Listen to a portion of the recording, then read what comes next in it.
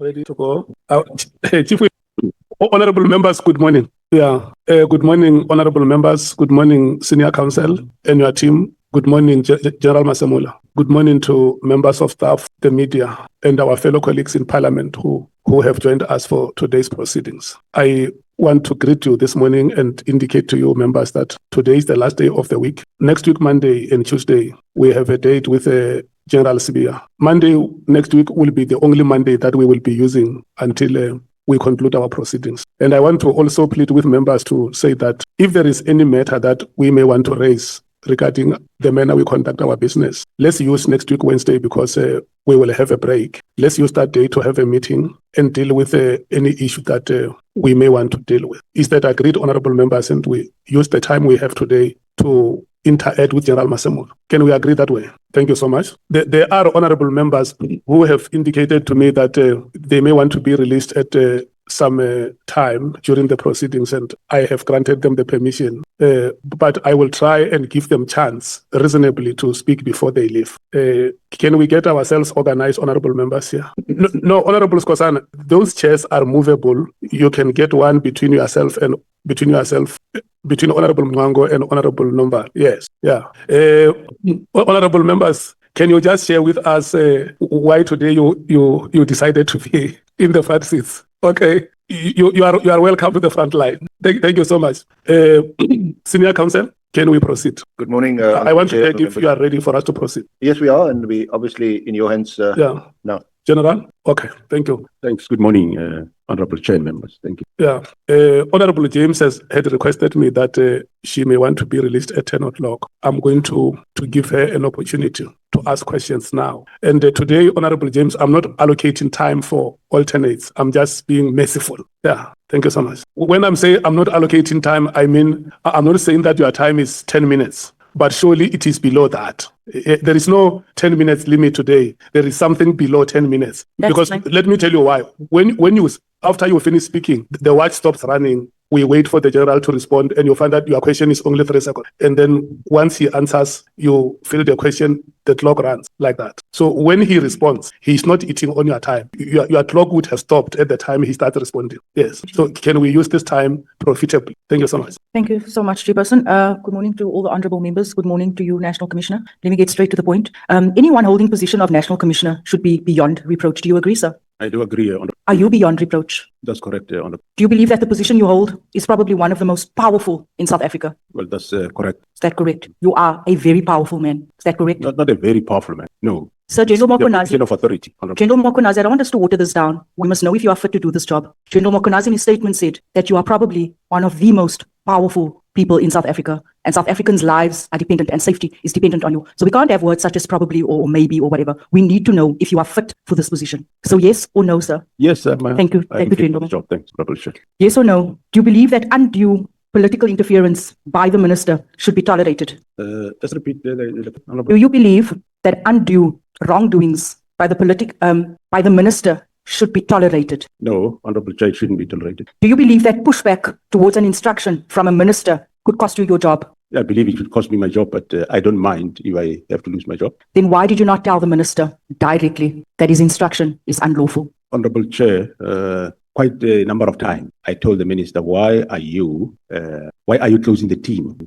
He just gave no reasons. But it was an unlawful act because it was operational. He was getting involved in operational matters. Well, according to me, yes, but of course, I think it is up to the committee at the end of the day to decide whether is it really unlawful or is not. But for me, that's how I interpreted it to say, I think he's going beyond his scope. And hence I told him that I did emphasize that what are the reasons for this closing of the team? He might, the directive was not a request, it was a direct instruction. And they said, well, maybe he can give that, maybe he might not have that power, but what were the reasons? Why are you doing this? And unfortunately, You see, earlier on you said that you are beyond reproach. Your response does not reflect that because you are now speaking about, in your statement, winding down. That is not a beyond reproach. That is not reflective of being beyond reproach. Do you believe the political killing stars team was adding value? well, that I believe and I know that it was adding value. So why are you winding it down? Is that not ultimately giving in to the minister? Well, that's what I'm saying, that Honorable Chair, the minister was determined. Well, he issued a directive to close the team, and in the absence of me not knowing what are the reasons, I kept on saying, but why are you doing this? And I then came with a plan that, well, if he's doing it, let me then rather come up with a alternative to say, you rather wind it down, not close it the way you do. NC, that is giving in to the minister. That is allowing political interference in operational matters. Do you agree? Well, my belief is yes, but I'm not sure what is his view and the view of everyone. We are not interested in the minister's view right now. We are interested in who you are. The minister made a wrong decision. You should have stood up to it. You didn't. And that is a problem for South Africa. But one thing, Honorable Chair, is that the team was never closed. It is still operational even up to this day. I did everything that I could do, and there was no door where I didn't went to. I engaged him several times, and he shut the door. You recall on the 16th of January, I met the minister on other matters to discuss those. And in the process, I raised this matter again. And he shut the door to say, no, there is a due date for submitting the report. Submit the report, then we can talk. After submission of the report, there was no talk until we were in Cape Town on the 6th of March. We discussed again at that meeting, right at the beginning of the meeting. I said, Minister, tell these officers, why are you shutting down the team? Because I don't see the reason why you should do it. And there were no real cogent reasons that came about. But one thing which I did, I came up with that alternative that rather than let me just wind down because this directive looked very suspicious. So rather let me come up with the strategy of winding down. Maybe one will end up finding the reason for the closure of his team or the disbandment of the team. And eventually at the end of the day, we end up finding out the reason. And also, I do take what the Honorable Minister is saying. But however, the instruction was not given in secret. It was out, yes. And for some reason, it was leaked to the media on the 31st of December 2024. And everyone who's sitting here, members of the public, honorable members, also saw the instruction, I'm sure. And those that really had interest in the political killings, I believe they should have also saw that something is wrong. And I'm definitely sure, Honorable Chair, that if, just giving a scenario, if this instruction was about the disbandment of a task team that was investigating farm matters, I can guarantee you, before the 3rd of January, all association and organization around agriculture, they should have rise up to this matter because they would have seen it in public. They should have done something. But this very one, everyone, all analysts that are the best of today analyzing, including members of this house, it was quite okay. I did the best I could alone, and I tried my best. But if I have to be blamed today, well, I accept, but I did my best. And as we speak today, the political killing task team is still existing, is still working. Never mind, yes, I might have done it differently. Anyone will have an opinion how best you could have handled it. But I handled it my way, and I eventually was able to pick up what were the reasons why is the minister doing this, and the team is still there, is functioning. Thanks, Honorable. Do you believe that it was the minister's intention to close the political killings task team, or the instruction should have actually been towards the counterintelligence task team? Because that was the team that was rattling his cages. That was the team that was actually investigating these drug cartels. That was the team that was investigating the people paying for his guests to January 8th statement. Do you believe that there was confusion because it was the 10 members from the political killings task team that was deployed to counter? Do you believe that the minister shot himself in his own foot because he didn't actually understand? Yeah, thanks, Honorable Chairperson. Yes, today, as we are sitting here, indeed, I agree with you, Honorable Member. The intention was for closing whoever will be dealing with the counterintelligence operation in Gauteng. But remember, myself and you that time, we were all not aware what the main intention here is. It is only after the confiscation of Mr. Matlala's phone in May and later in June when, because it was, I think, 14 May, Mr. Matlala was arrested. The team took quite some time to analyze what is on the phone. Only later, now we have the advantage on a hindsight to know actually what was happening.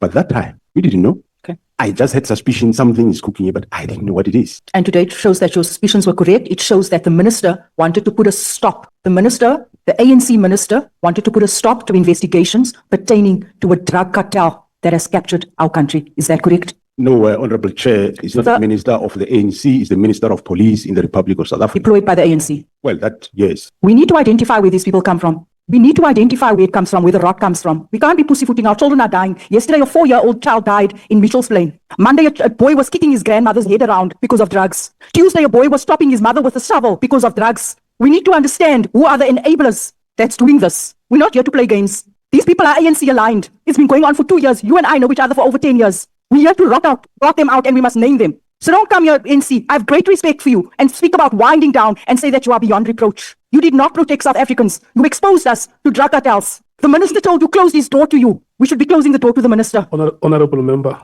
the chairperson has exercised his mercy for you to ask questions. And I know this is a chamber where we usually debate, but let's not debate the issue. Let's interact with the police commission. Apologies, Jay. I want to ask the counterintelligence operational team, how many cases do they have, NC? And what are the case types, mainly those case types? Because we want to determine here what the minister was actually trying to stop. Thanks, Honorable Chair. I do not have the figures with me, but it's quite a number of cases. Cases around murders, attempted murder.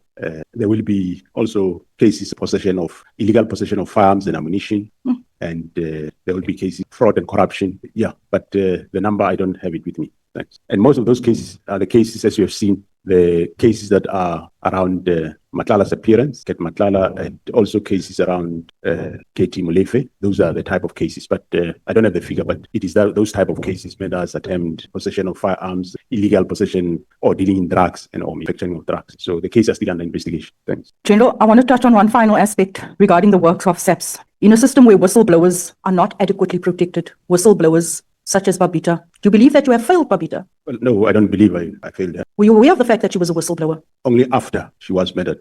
How strong is your intelligence in this country? Well, the intelligence, they are doing their work, but of course the intelligence would not know what the whistleblower is going to say, probably. They won't know. Intelligence, are they not supposed to pick up on crime that is sort of brewing? The things that hasn't been brought to the front yet. Is that not the intention and the purpose of intelligence, is to garner information and to gather information? It is to collect and gather intelligence, yes. So they did not know? No, obviously, I don't know the details of the intricacies of that case and the detail of the case. I don't know it. Since Babita's death, what have you put in place to ensure that you protect whistleblowers? Well, whistleblowers, I know that there is legislation that is on its way to Parliament now by Department of Justice around whistleblowers. And from our side, if there are whistleblowers within the organization or whoever, we do provide whatever assistance we can do. But currently, by and large, there is no real mechanism for protection of whistleblowers. And unfortunately, of course, whistleblowers, remember, it doesn't necessarily mean you must go out in public and say whatever you say, but it means you go to authorities, you inform them what you know and what is happening, because your safety is quite important. I think right now, authorities has been compromised. Authorities, they are the criminals based on where we're sitting. So we cannot go to authorities. So how do we protect whistleblowers?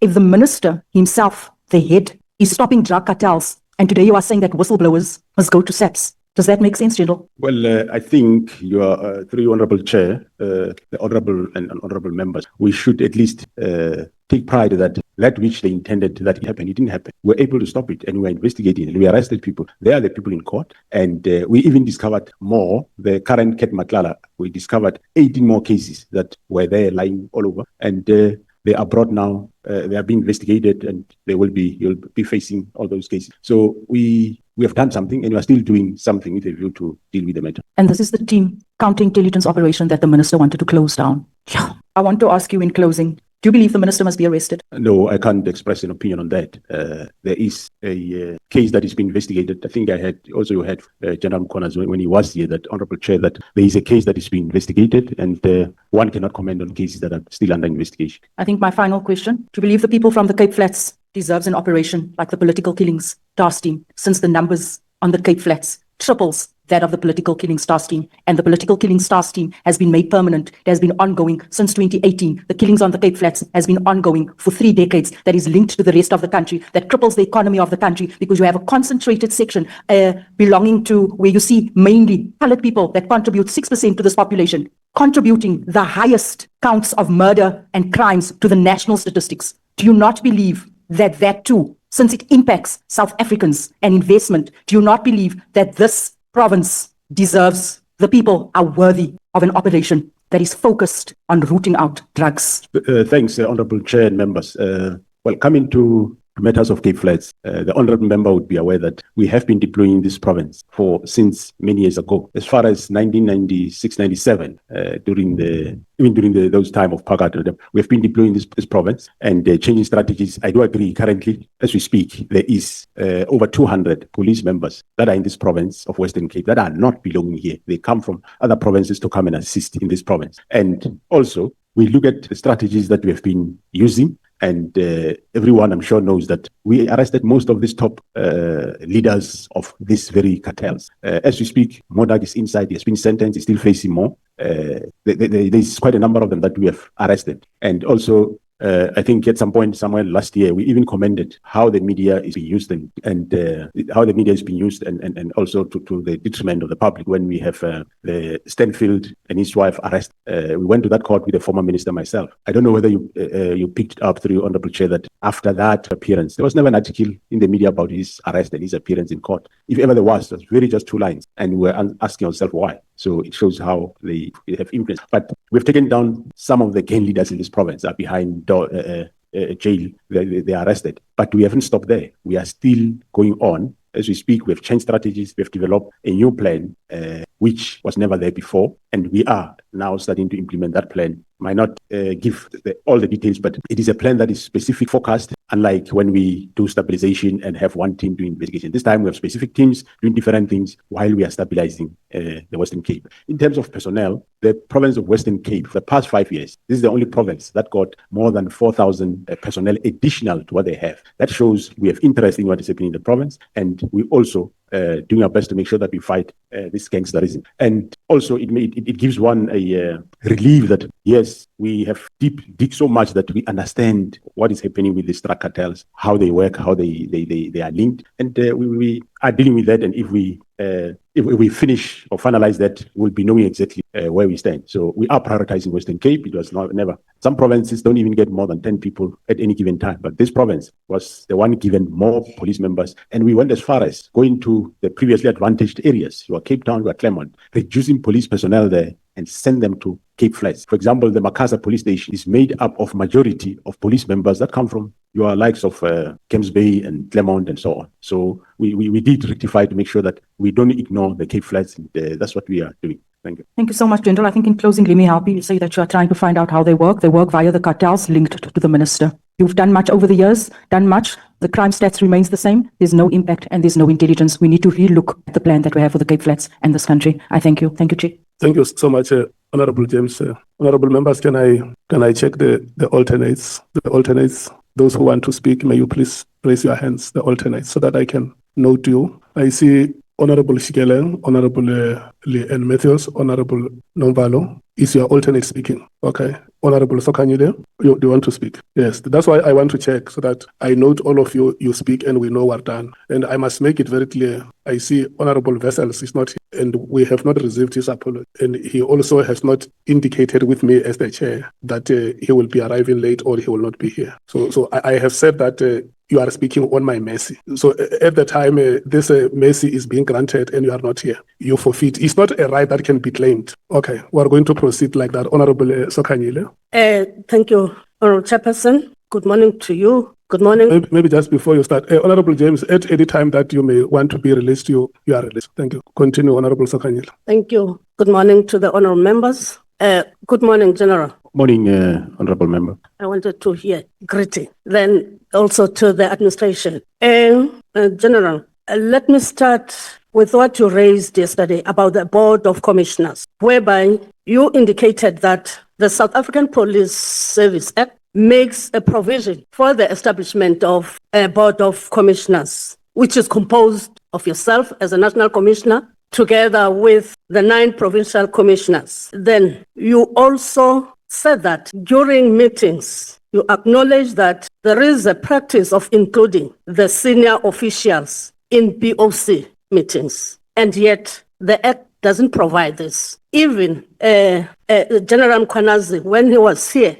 he talked about the inclusion of the senior police officials, not having the provincial commissioners and yourselves in a meeting, but you also included the senior officials in your meetings. Then General Mkhwanazi raised reservation on the attendance of the senior police officials. Can you reflect on this, as you are saying that because you are the person responsible to chair that BOC, and yet you include this difference that General Mkhwanazi had and yourself having to include the senior officials? Can you talk about that? You saw it correctly. Can you express your views as well as the reservations that General Mkhwanazi had on that?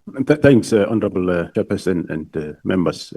Yes, the board is established in terms of the Police Act to constitute exactly, as you said, the national commissioner and the 9 provincial commissioners. But the Act doesn't prohibit any inclusion of anybody else. And the purpose of the board is an advisory body to the national commissioner, which we, from the legal point, the legal advice that we got, that there's nothing wrong to include senior officials in that because it's not prohibiting that. And it is an advisory body to the national commissioner in terms of various matters of coordination of in provinces. So we saw no issue or no problem because the provincial commissioners will still be included. So their views will still be taken, because it's not to say their views is going to become law or is law. It's they are just advising the national commission instead of creating maybe 2 bodies. Go and meet with the board and then go and meet with the other senior officials at another angle to hear their views. We saw it just as fit to have both in one meeting, and they exchanged their views, give advices, and you get it from one meeting. And we saw more advantages in enriching one another in the development of the SAPS going forward, other than limiting it to the only 10, which if after a year or 3 years you want to go back to the memory lane, I'm sure you might not find a single one of the 10 who was there. So we saw it fit that in order for the institutional memory of the organization and development and skilling of future leaders in the organization, it's best not to lock them out, but rather include them so that you have one comprehensive management team that is moving forward in a synchronized manner. Honorable member will also recall that I did mention that practically if you have the 10 in any given time in a meeting, you will always have this risk that they have got various periods by when they will be leaving, and also one has to take the interest of the organization into consideration and at heart. Not that they don't, but the fact of the matter is they're human beings. As I said, some of them might be left with a month, some might be left with 3 months. And here you say that body must advise the national commissioner on decisions that will go beyond their stay in the organization. Whether those advices will be for the better of the organization or not, it's questionable, can go both ways. But basically, we saw no infringement on the part of the Act to include them. We saw it as it's good for the organization to have them. Thank you. Okay. Has any of the 9 provincial commissioners raised his or her dissatisfaction in the inclusion of the senior managers to the BOC? Because General Mkhwanazi raised it here in the Ad Hoc Committee to say that he was not happy about that, because it means that it is not catered for by the Act, but we're doing it. And did he in particular raise that with you, or any other 9 provincial commissioners raise that with you? Thanks, Honorable Chair and members. Yes, I think in one of the meetings, I can't remember when he did raise it, maybe 1 or 2 years they did raise it, and it was discussed, and we obtained legal opinion, and we found it not to be a problem of including them. Okay. You may not know why he wouldn't want other senior to be there. As you are saying that he did raise it, maybe looking at things, because it is good as you are narrating it, but why specifically wouldn't want other senior below him, want them to be there? You wouldn't know. Honorable Chair, I wouldn't know. Okay. No, it's fine. Thanks. Then going to the 31st directive, because you said you regard that correspondence as the 31st directive, whereby you were on leave on the 30th. Then there was a correspondence that was written by the minister. A directive in particular that I'm going to talk about it now is the halting or filling of post in the intelligence division. On point 36, that is page 19 of your statement regarding that directive. You were on leave, but there was a directive that was directed to you. Did you receive that directive? Yes, Honorable Chair, I did receive the directive. It was sent to me through the WhatsApp by one of the officials. So it was straight to, even if you were on leave, it was given straight to you. You didn't have an acting person in opposition. Meanwhile, you were on leave? There was somebody acting in while I was on leave. But the correct procedure, of course, yes, is to send to the Office of the National Commission. And that office is the one that will send to the acting national. So it means that the acting national commissioner, I understand it was Musikidi or Musikidi, something like that. Musikidi. Am I correct? That is correct, Honorable Chair. He didn't see that one. He was not given. As the acting person, you know, I'm talking on a layman point of view. I've never been to SAPS. You are in the acting position. The national commissioner is on leave. Then the directive is given straight to you whilst you are on leave and not given to the person who's acting, then that person liaises with you. I'm just checking. Thanks, Honorable Chair. It was not wrong to send it to the email of the National Commission. That is the official good practice. Okay. And it is my office that will then send it to the active National Commission, which they did. Then on point 40, that is page 20, you are saying that you don't know the reason behind the instruction that was given of halting on the filling of post in the intelligence. You are saying that you believe it was unprecedented, and you further indicate that, in your view, the minister didn't have a unilateral to prevent or halt the filling of post. Did you inquire with the minister the reasons of giving such instruction? Did you ask him?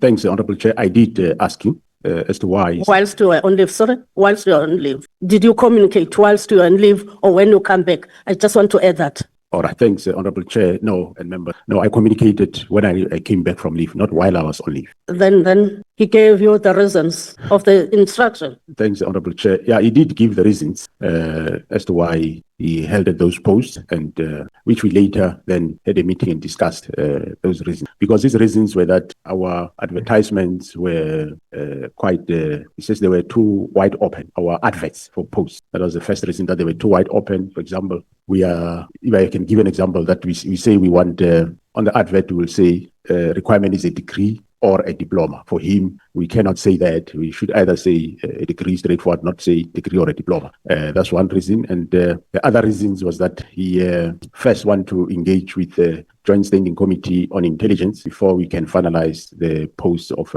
crime intelligence. But then I did give him a response in terms of those matters, that there's nothing wrong with the advert. That's how we put it. We know why. And I gave him the reasons why we say degree or diploma, because some few years ago, the qualification that was there for police was only a diploma. Degrees came of late. So if you say only a degree, you will be disadvantaging a certain group of employees. So if you say degree or diploma, you then include all of them. So I did. And on the Joint Standing Committee of Intelligence, I told him that it's important that we fill up the post. But he said, no, once they've engaged the committee, then we will fill up the post, which, well, that took time to engage the committee. But we have since now advertised those posts. Thank you. Then going further to disciplinary cases. On point 63, page 31, a disciplinary case against senior management, including Major General Khan. Do you mind sharing with this ad hoc committee the details of the disciplinary case against Major General Khan and what were the outcomes of that disciplinary process? Well, thanks, Honorable Chair. I might not know all those details, but what I know is that there was a disciplinary case about that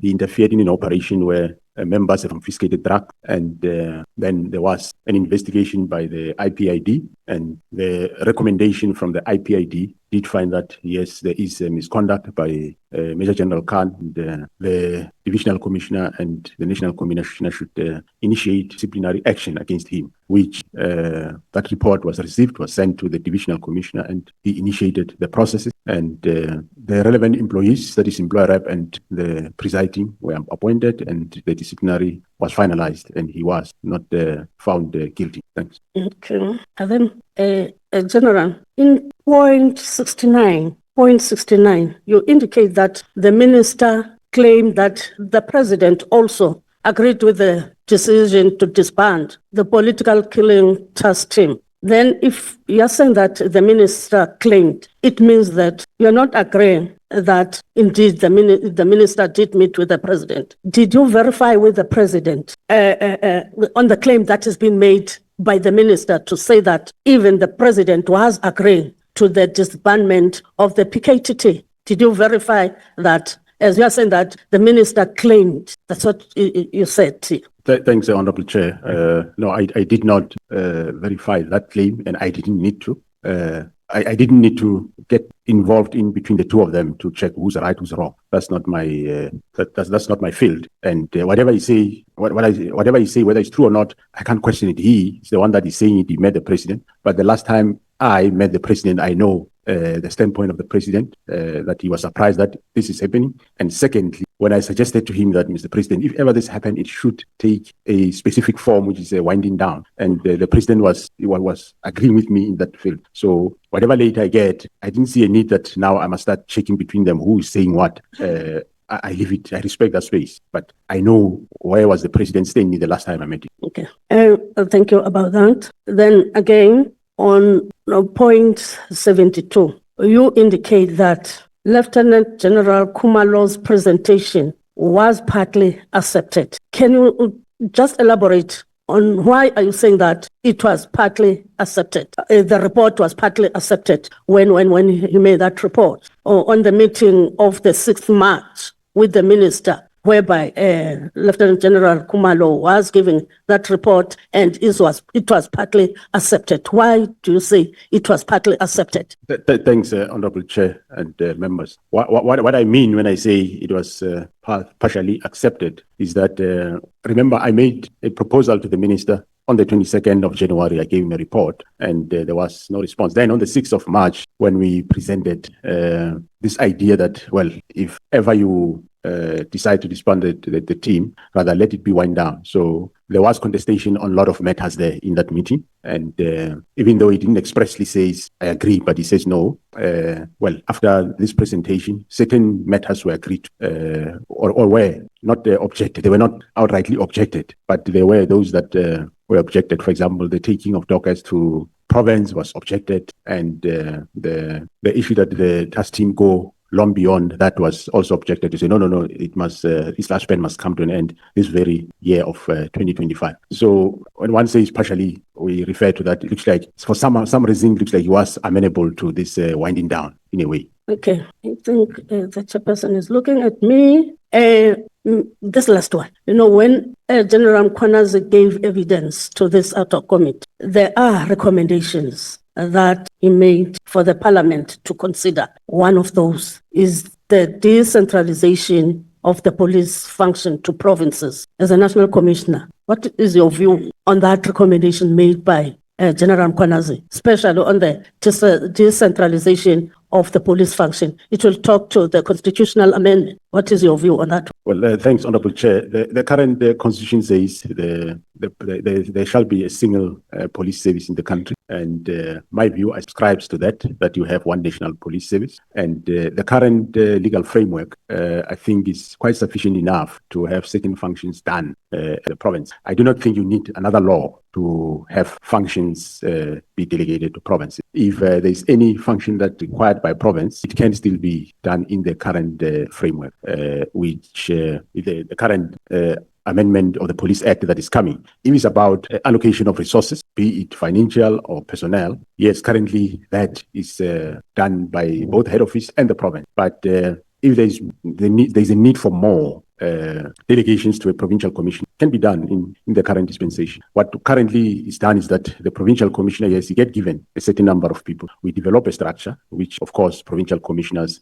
have to have input in it, and that structure get approved, and he get given posts, and he will sit and choose who get appointed where, which is not an issue. And the operational budget get given to the provincial commissioner. The compensation of employees, that is salary, is managed by national. And well, whether you delegate it or you do it national, if you are paying 10 personnel, you'll still be paying 10. But I think that if there is a need, that can still be done. It does not need, might not need a law to do. It might just need the national commissioner and the treasury look at mechanism and delegate the whole budget of a specific province from national to a specific province. I don't think it needs any further delegation. But you need to have one single police service, one common norms, rules, and standards across nationally. Otherwise, one day you will have to carry a passport to go to another province. Thank you very much about that. Thank you very much. Thank you, Chair. I finished. Thank you so much, Honorable Sokanyile. Honorable Shoma. Thank you, Chair. Sawubona, General. We are happy. Thanks, Honorable Chair and members. Sawubona, Honorable Member.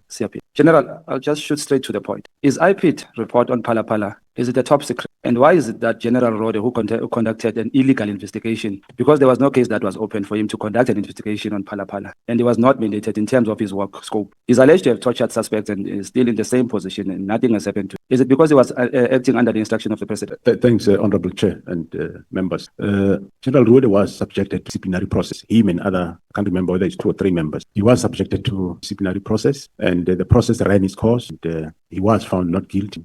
Yeah, that was it. In terms of investigation, the members of the police, they perform their functions in terms of Section 205(3) of the Constitution, which says they are there to prevent, combat, and investigate crime, maintain public order, and protect the inhabitants and their property, and so on and so on. So any member of SAPS can do any of those functions if he knows that work. There is nothing wrong with that. But of course, members do specialize. There are those that specialize in commercial investigation, specialize in VIP protection, but doesn't mean you can't do any of the other functions.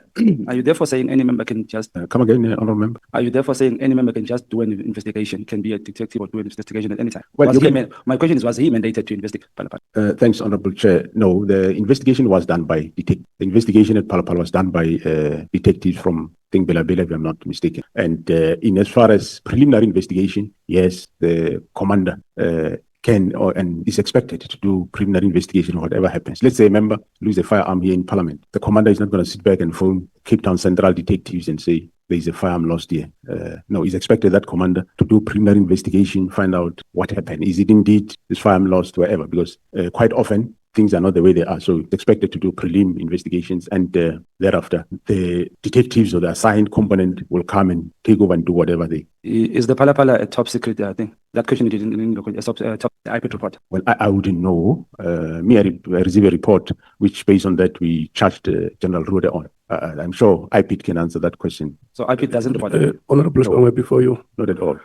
General, the statement that you deposed with us, does it have the part that you are dealing with now, the two of you? It doesn't have, Honorable Chair. Are you comfortable to respond to questions that are not on your statement? I am not comfortable because I might not have other facts to the matter at hand. Okay. Well, I will advise you, Honorable Shongwe, if there are additional matters to the statement that you may want to raise with the general, you can do that in writing so that we do not inconvenience the witness. And I think this is a fair point, honorable members. Honorable Malim. No, Chair, you're not going to make such a rule. The general was asked yesterday about people who are being searched when he was sitting there. People who are being searched while he was sitting there. It was not in his statement. He was comfortable to answer those questions. So if you can answer about something that it didn't happen when he was in the office, when he was on a witness stand, what stops him about us answering a question that is police related? And he has been doing well. He says, well, I may not answer that one. IPIT might be able to deal with that. But to stop members from asking the top cop about issues of the police, they don't have to be in his statement. He answered yesterday comfortably about a matter that was taking place at that time while he was here. So it's unfair to rule a member out of order and say he must write a question, which is a well-known issue in the country. It's unfair. It might not be in his statement, but it's a well-known issue. He wants to respond to it, he will respond to it. If he thinks he doesn't have facts to that effect, he will say, I don't have facts. Please refer it to the relevant people. And we take it like that. Not that we must write questions when he was comfortable answering questions about a prevailing matter while he was sitting here. Thanks. Honorable Nombalo. Yeah, thank you very much, Chair. Partly covered by the latter speaker. Chair, I just wanted to invite your attention within the terms of reference to paragraph 4.1, which says, amongst the things that we need to use, any related claim regarding corruption, financial or otherwise, bribery or misuse of public resources within the relevant. So the question raised to the witness is not peripheral. It is not content. It is within the scope of framework of this ad hoc. So, like the honourable member has correctly said, that it must be a witness that says, I'm not able to answer to this question. But we are not of context here because the IPIT matter and the Phala report fall within the ambit of the work of the SAPS. And the question is asked for a purpose of making a determination of whether the decision to declare it as top secret was correct or not. And if it was not correct, is it related to this allegation that is here, which talks about the misuse and ethical behavior in the SAPS and so on and so forth? So I think you have been unfair to the member. Thank you very much. Okay. I think you, honorable members, you have a fair point. I accept the point of order. It is sustained. May you continue, Honorable Shonga. In my defense, Chair, David, when a caliber of Lieutenant General Mkhwanazi says here sitting in front of us is the most powerful SAPS, I think in my mind as Umuntu Election, it tells me that he should know everything that happens. Am I wrong, Chair? But the question was, is the IPIT report, can we pass it? I don't know, through honorable chair members. I don't know.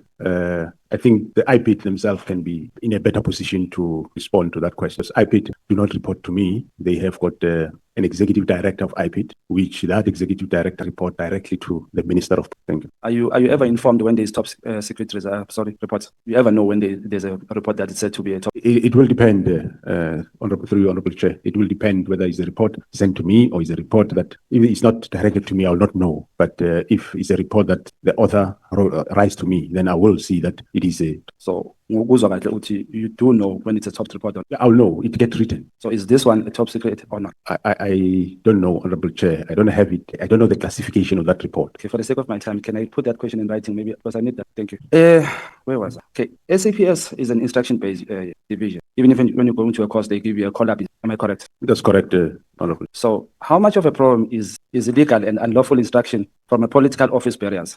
You were recently illegally instructed to disband the PKTT by the currently suspended minister who should have been fired, which is a violation of Section 207 of the. Would you say another big problem in SAPS is the fighting? Would you say another big problem in SAPS and the fighting of crime is criminal network capturing political office bearers, and those office bearers do the bidding for criminals like we've seen the drug trafficking, illegal mining, and political.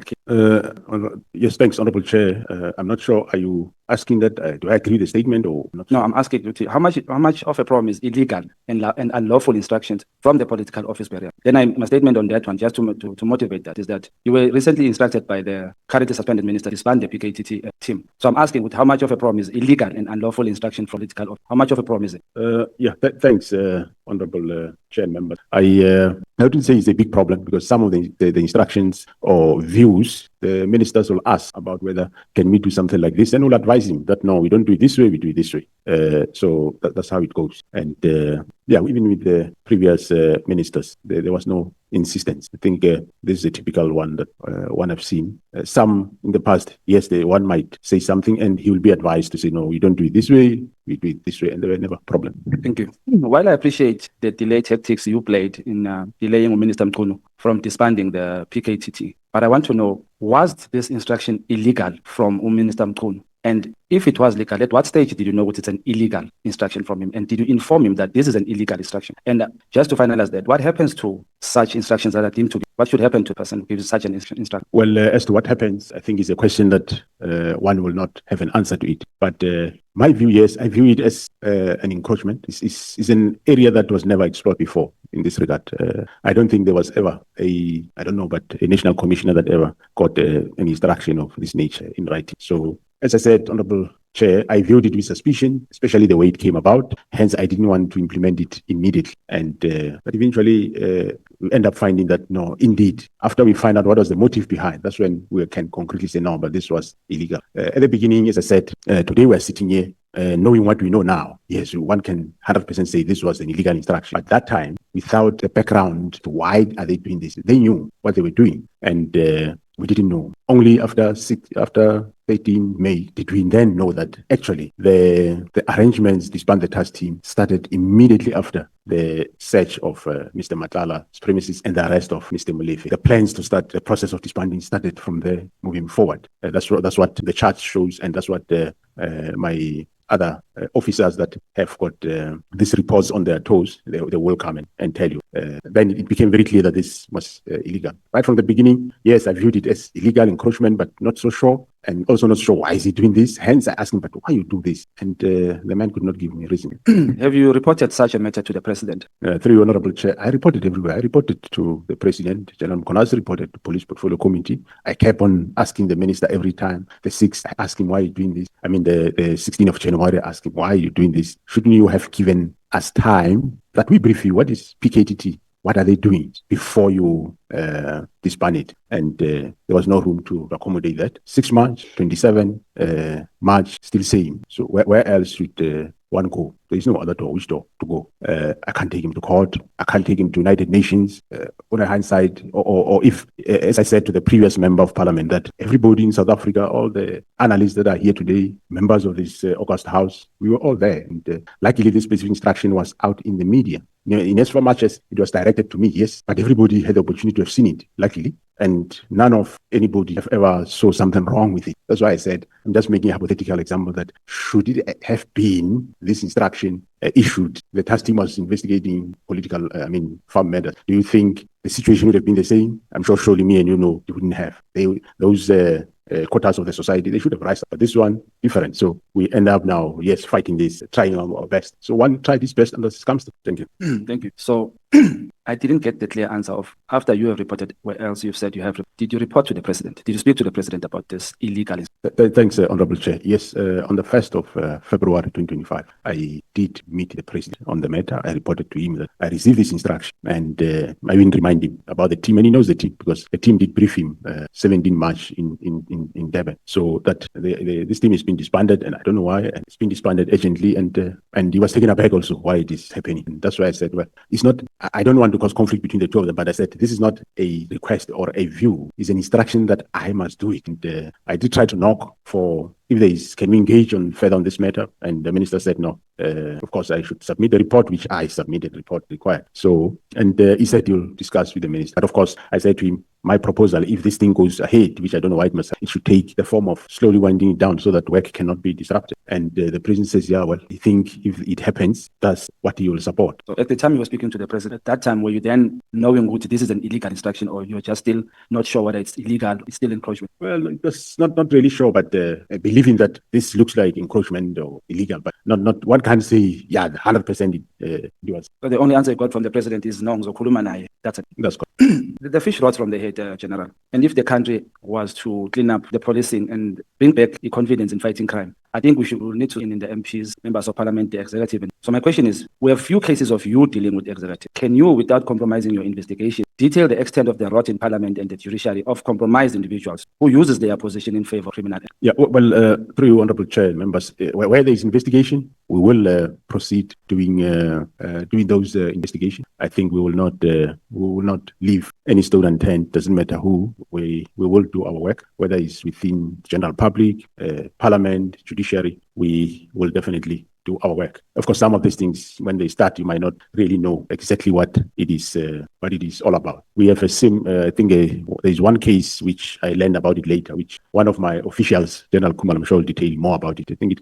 refers more to the judiciary, whether the case at the end of the day was really a matter that people are involved, but they are investigating the case, so they will be able to talk more on. In your general understanding, is Lieutenant General Sibia corrupt, according to the report given? Thanks, Honorable Chair.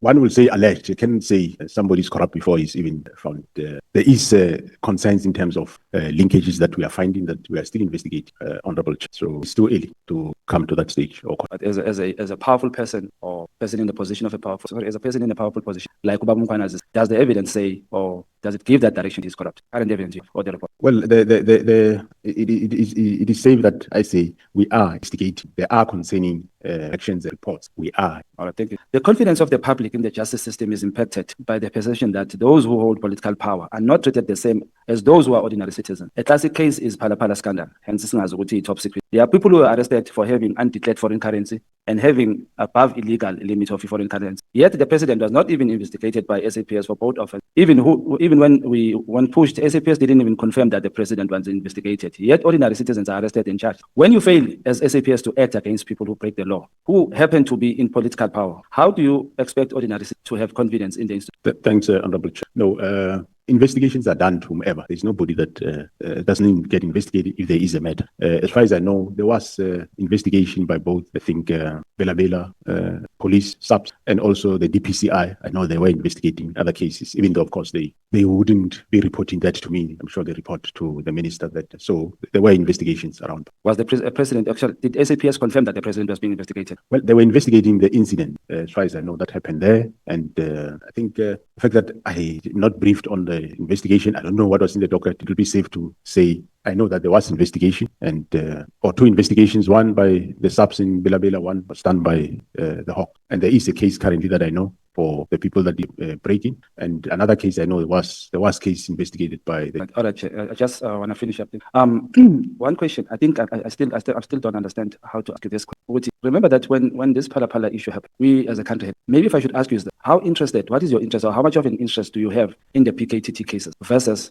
interest in the Phala case? I do have interest in any cases, my work that cases be investigated. But however, there is a difference. Cases that are investigated by general detective of SAPS, yes, they will give me feedback. But cases that are investigated by the Hawks, they report to the minister, not. No, Chair, I think in alternate. Thank you so much. I want to thank you, honorable members who are alternates. You have been very consistent in terms of compliance with my instructions. Can we move to honorable? We are going to take honorable Shigeleng and thereafter honorable Matthys. We break for tea. Can the two honorable members follow each other? Thank you so much. Thank you very much, Chairperson. Good morning, General. How are you? Three honorable chair and members. Good morning, honorable member. I'm fine, thanks. It's not the first time that you appear in front of me for questioning. General, I'd like to make a statement. I think in my life I've called you 3 times, and the reasons for those calls were because the issues were of a serious nature. Yesterday, you told us that General Mkhwanazi had approached you various times within his career in the SAPS to discuss serious matters with you too. It doesn't appear as if he just called you generally to discuss frivolous matters or just ask you some silly things. Am I correct in that? That's correct, honorable. Thank you. So, General, as a leader of an elite SAPS task team, because you are the leader, at the end of the day, you're the head, you've described this task team as performing excellently. How is it that you did not immediately intervene or instruct that the decision to disband the unit be placed on hold until your return to the office after you were informed about the letter on the 2nd of January? Thanks, through honorable chair. I remember that I did indicate that I was on leave and I was with the minister on the 28th. Hence, I did say to the team, they can write reports and I'll attend the matter when I come back. Remember, there was nothing done in that period. So, yeah. General, it's very strange to me that if this task team was performing so well that you didn't immediately pick up the phone, but we'll leave that for now. You stated that during your leave period, General Mosekile was the acting NASCOM. Is that correct? That is correct.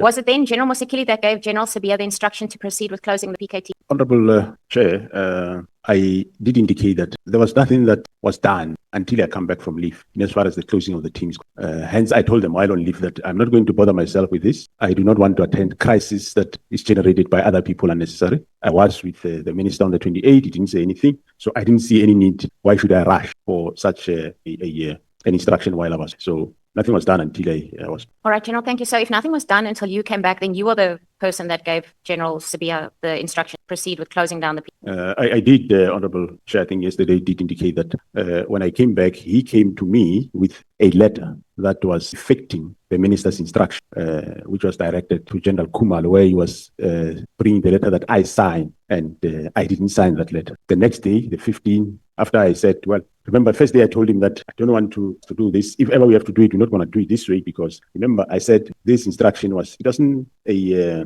consultative sort of letter. It was a direct instruction that you do this. So I said, well, if we do it, we will do it in this fashion, which I said is the winding down, phase out approach. And I referred him to a Major General to go and assist him in the report. And the 15th, when he came back, in that letter or report, I still saw immediate disbandment. I didn't really read the whole letter. And that's when I switch off and say, no. I see that we want to go this direction. So leave this matter. I will write the report because I understand what do I want to suggest with the minister. Thank you, General. General, so if you earlier on said that the email was sent to your email address from the minister, how did General Sibiya get hold of the document? And then how did he go about coming to see you with a plan? Thanks, Honorable Chair. I did indicate that it is standard that the email will be sent to my office. And I did indicate that I directed my office to send it to the relevant deputy, which they sent to the acting national commissioner, which is General Msigidi, and also sent to Lieutenant General Sibiya. Thank you, General. So I'm going to go back again and say to you, so in actual fact, you are the person that affected the closing because you instructed that the email gets sent forward for discussion. That is how it is. So, General, if General Mkhwanazi did not hold the press briefing on the 6th of July, would you still have opposed the closing of the PKTT? Because clearly what you're saying now and the impression that you created at the Portfolio Committee on the 5th of March is not the same, because you never once said you are opposed to closing this task team. Thanks, Honorable Chair. I did indicate that this directive was like an order that I must do, and I find ways to do it. And I want to engage the minister that we discussed it, because, as I said, of concern on the directive was he did assessment and the team is no more relevant, but that can't be true. That's why I wanted engagement of the minister, that let's engage and discuss, and he kept on not acceding to this engagement. So the team would have been still have been there. It wouldn't have gone anywhere. To still have been there. And remember, after we discovered after General Mkhwanazi briefed me about what is the main intention of this, then that's when I say, no, now that we know, we're not going to now participate in any further this disbandment or this phase-out approach. And I immediately also notified him that I want to meet you and see you on this matter. And unfortunately, again, that meeting never happened. It only happened a Monday after this of... So you waited until General Mkhwanazi spoke to the media before you actually took action. That's what you're telling. But nevertheless, it's fine. On the 28th of March at about 10 o'clock, it says on your note SFM 14 on page 278, there's a discussion that says on the 28th of March 25 at about 10 o'clock, a meeting was held at the Head Office Crime Intelligence between the Divisional Commissioner of Crime Intelligence, Lieutenant General Khumalo, and the Divisional Commissioner of Detectives, Lieutenant General Sentimule. And then it further goes on to say that they decided together that the dockets, those 121 dockets, it says here 118, but we know it's 121, would then be given over to murder and robbery to Brigadier Itat investigate. And so they made that decision. Did they inform you about that decision that they had made to then give the dockets over to murder and robbery before you received this note? Did they inform you? No, Honorable Chair. No, they didn't. I did say that I picked up somewhere in late April, May, that dockets are around. So they didn't inform you about the dockets, because I see here that this was signed by you on the 22nd of July, and I go back to, I am not sure that if the press briefing on the 6th of July wasn't held, if we would be sitting with the same document that you signed and said that the docket should go back to where they come from. And in actual fact, you say they should be taken back to their station of origin. You don't actually say that they be taken back to PKTT. So yeah, the PKTT was delivering results in such high crime areas as we've said. There was then obviously no operational justification for the dismantling of it without a clear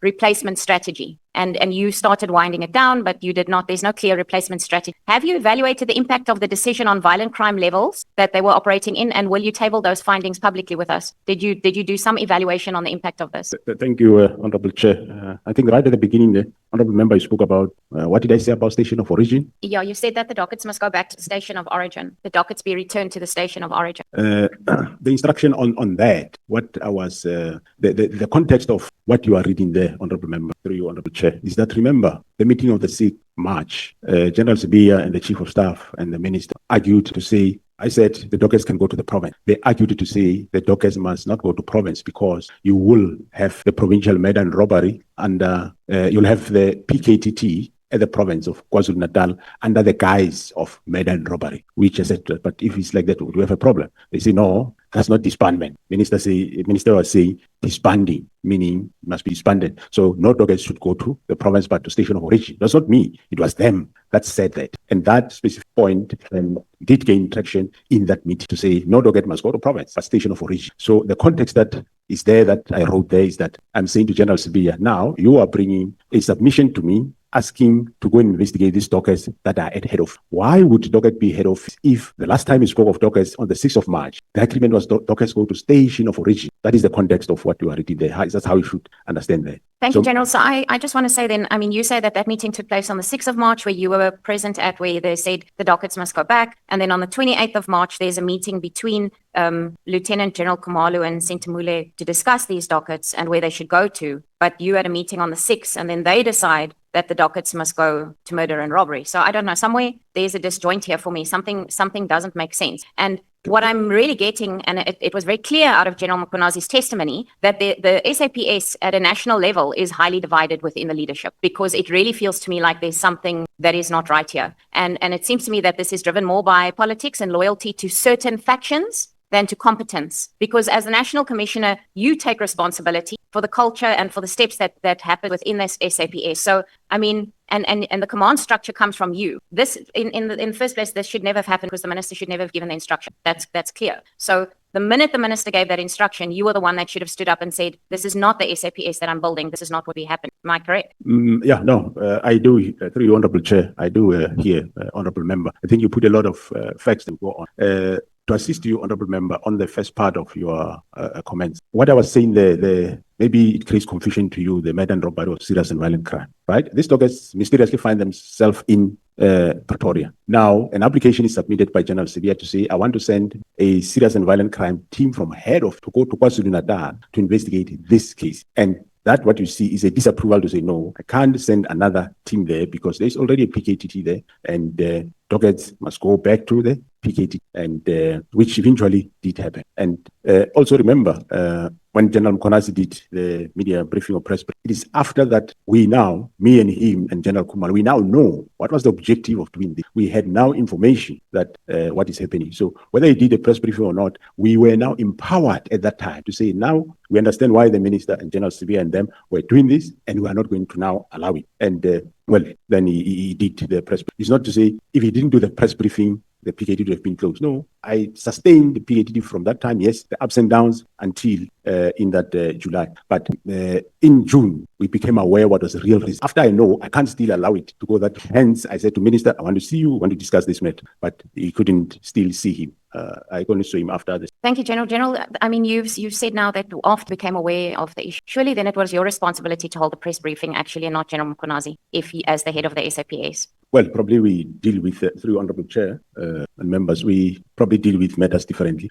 Mine, I said they must brief me, and I compile a report, and I was going to take that report to the President to say, the President, this is the discovery, which eventually I did, but even though I did after the press briefing. Thank you, General. General, my last question is here where we sit today. The release of the crime statistics has been delayed by over 2 months in South Africa. I asked you about it. It's not the first time I'm discussing it. Would it be fair to say that the inner turmoil currently within the SAP is contributing to the delays and affecting the organization's overall function? Of course, that's through you, Chairperson.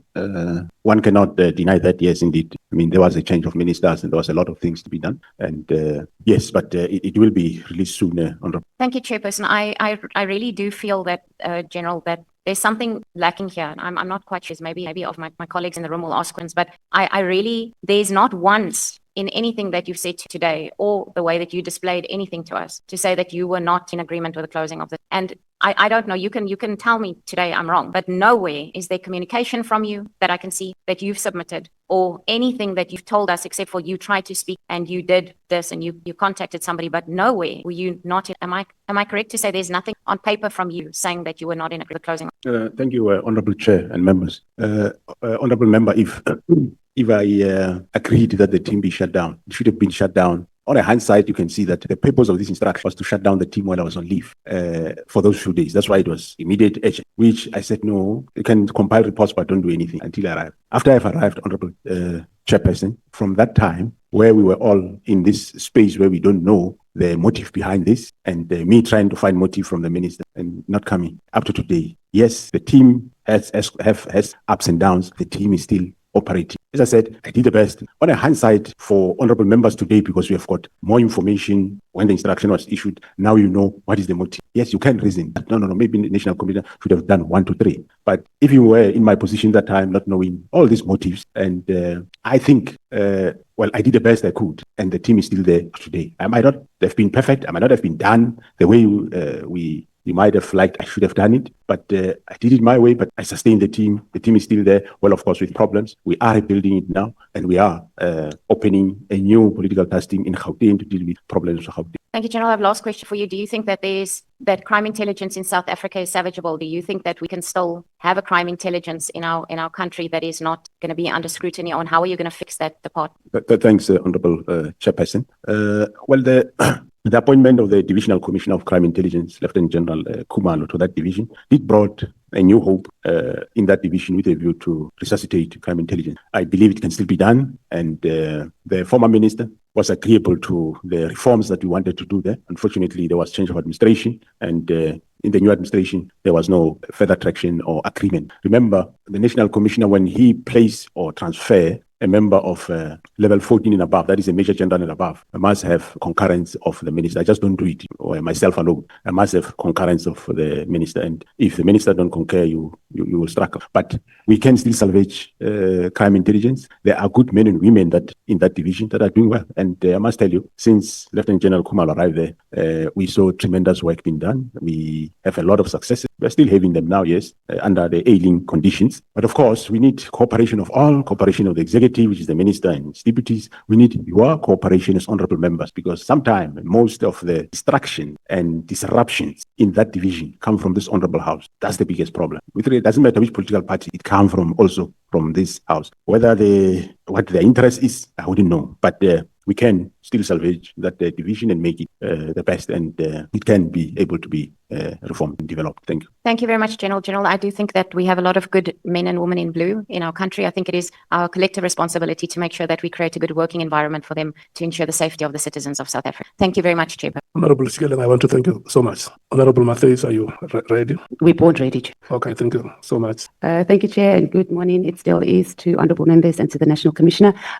National Commissioner, what conditions or material conditions, I would say, informs the decision to establish a task team? Yesterday, you also spoke that we have a task team in Manguzi. I think I've also heard you speak about the rhino poaching task team and then that. So operationally and strategically, what is happening that these teams are? Thanks, Honourable Chair and members. The task team are established at various levels. It can be a station commander's task team, which might consist of members to address a specific crime problem. Can be under the provincial commissioner. Can be a national task team established by either the structure called the National Crime Combating Forum or the National Joints by the Deputy National Commissioner Policing, or it can be directed from National Commissioner to be established. So it depends where the problem is. And normally the community and or the honorable members and or the executive minister or the president can identify like a specific problem, and we might say, well, we'll address that problem through ordinary policing, or let's establish a task team that will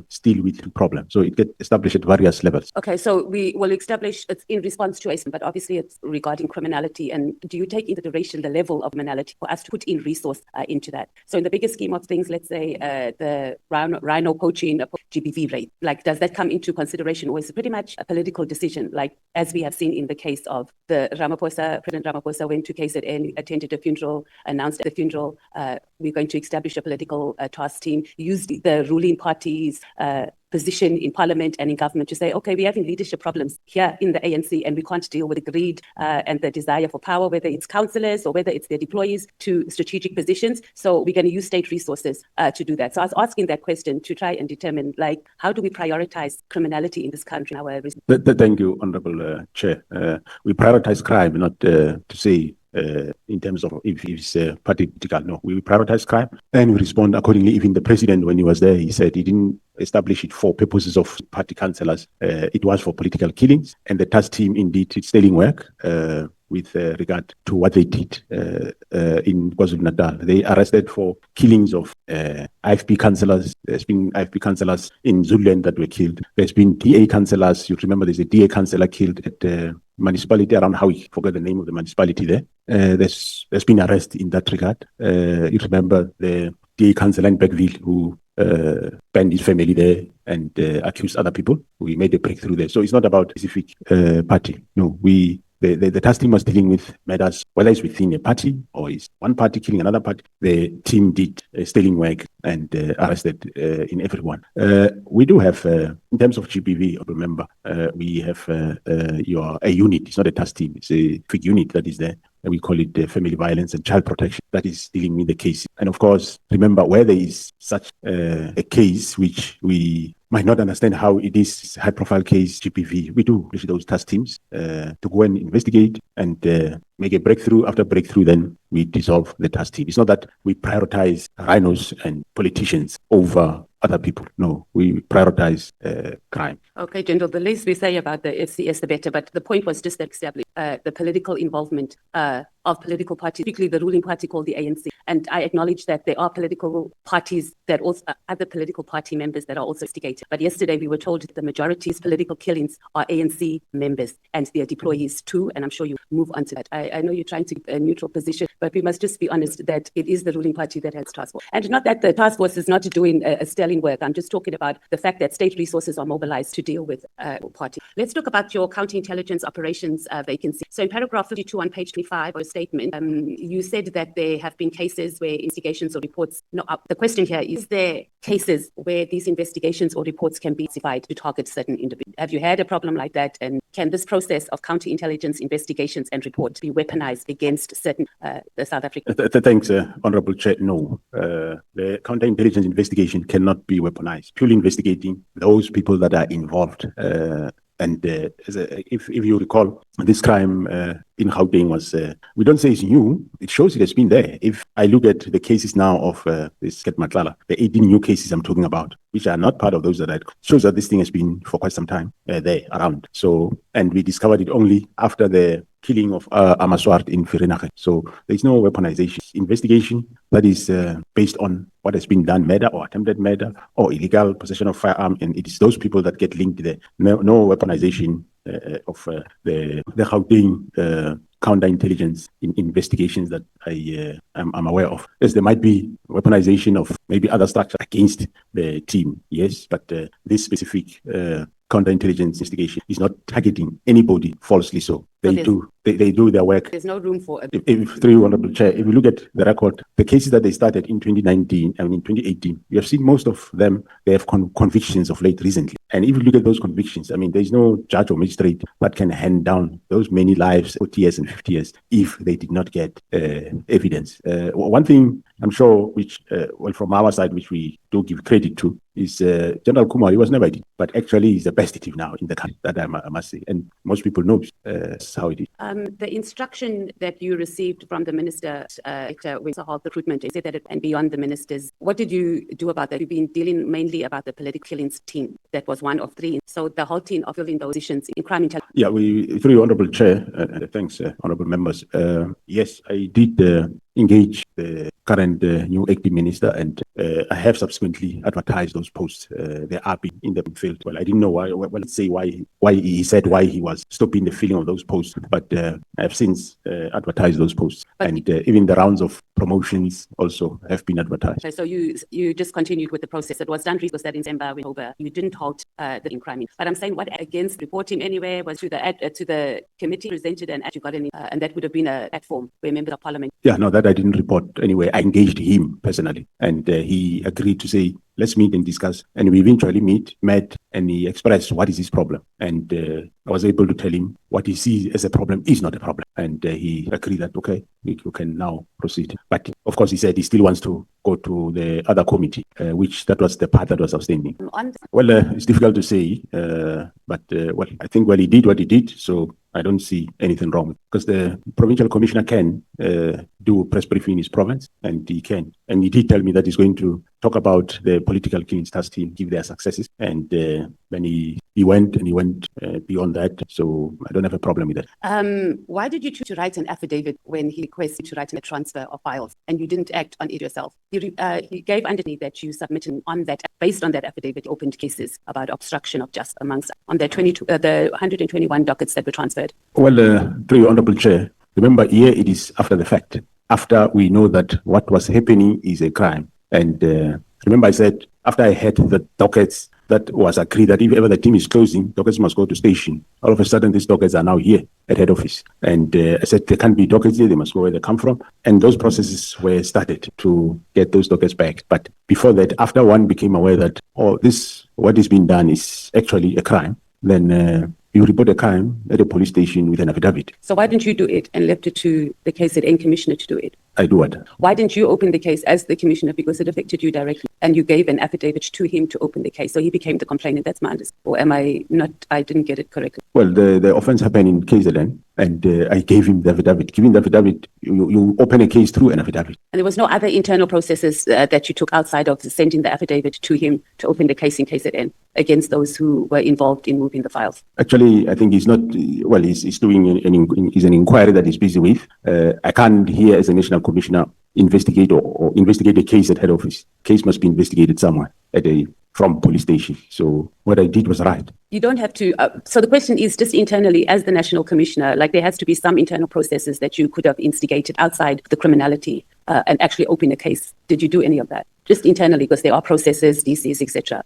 Yeah, internally, you should be aware that Lieutenant General CBI is suspended and there is disciplinary process that is undergoing. And that formed part of it? That's correct, yes. National Commissioner, the media briefing, there seems to be a lot of movement after that media briefing in SAPS. And could it be that this media briefing we're not going to really get genuine systemic changes because now it's in the media, our country is all up in arms in it. So those who halt and obstruct investigations in this country are just, submarined. So we've seen movement. And then once the country moves on to something else, we are going to be back to square one and possibly even regress any further. So what systemic changes do we need in the whole justice system, and I guess in the police in particular, to ensure that we don't have, it's going to be the same script, different cuts? We've dealt with these ones that have come up now, and we've left a void, and then another crop comes in and does the same thing.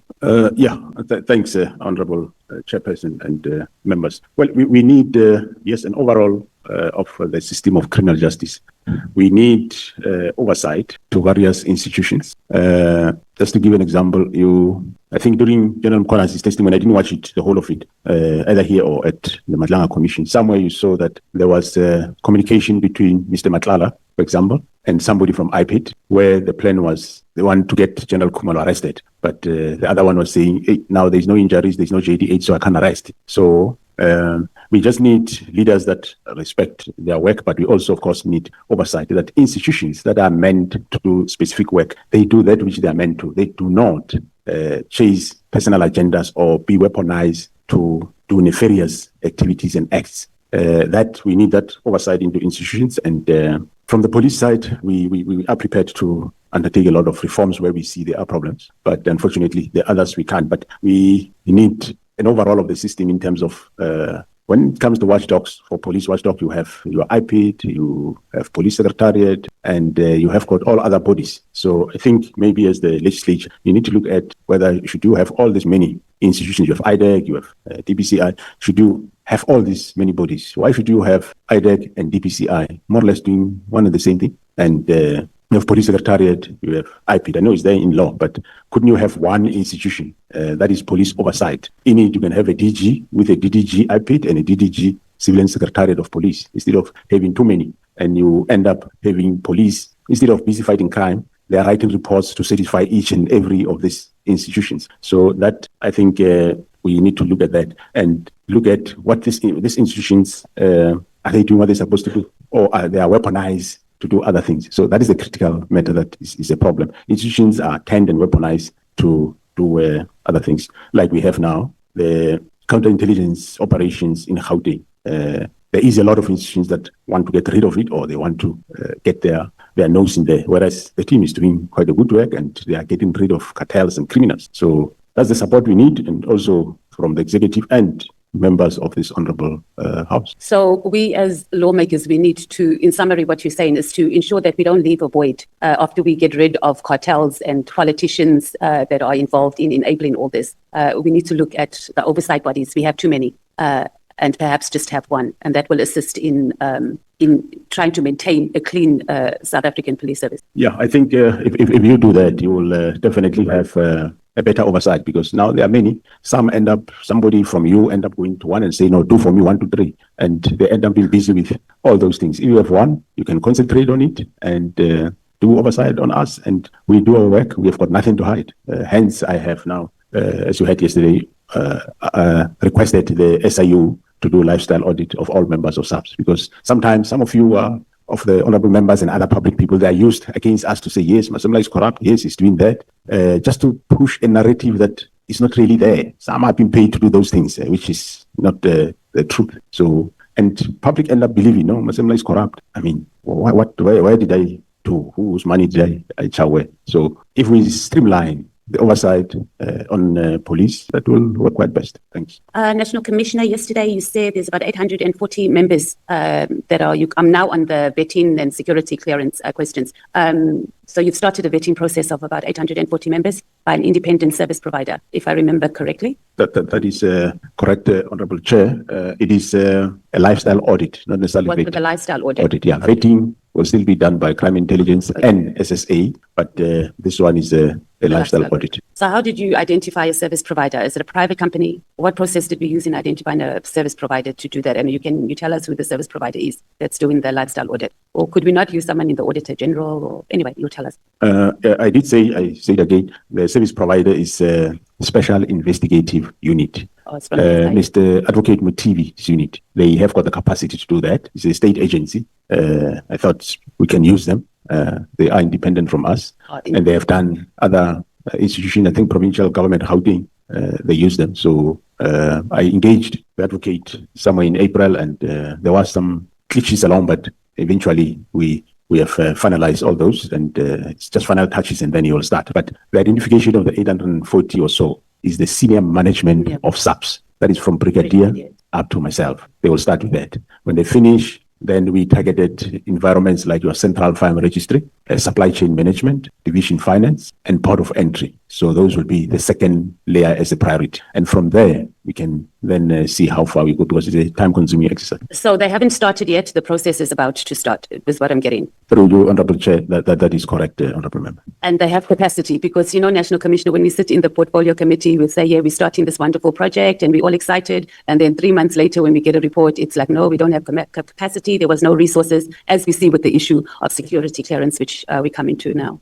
We're determined that they're going to have capacity and more or less the time frame to conduct and complete these lifestyle audits of the 840 senior SAPS officials. Yeah, those details, that's what is being finalized now, Honorable Chairperson. Security clearance, do you have security clearance, National? I do have, Honorable Chair. When was it? And it's every 5 years, if I'm correct. That's correct. So your last one was done when? I don't know whether it's 2-3 years ago. Why do you appoint people into positions, National Commissioner, when they haven't received the clearance certificates? Because we have a lot of those. And maybe in writing, Chair, we can get that. How many, from Brigadier, right, up until the General, we require security clearance. Am I correct? Honorable Chair, the 840 is senior management that I'm going to subject to lifestyle audit. It's a different process. Yes, vetting, well, it depends on where you work, what you do. That's how we prioritize. Okay. But of course, most of the senior managers. Right, of more or less how many people who are in those positions require vetting. Do you have it offhand, or you are obviously able to access that information and send it to us?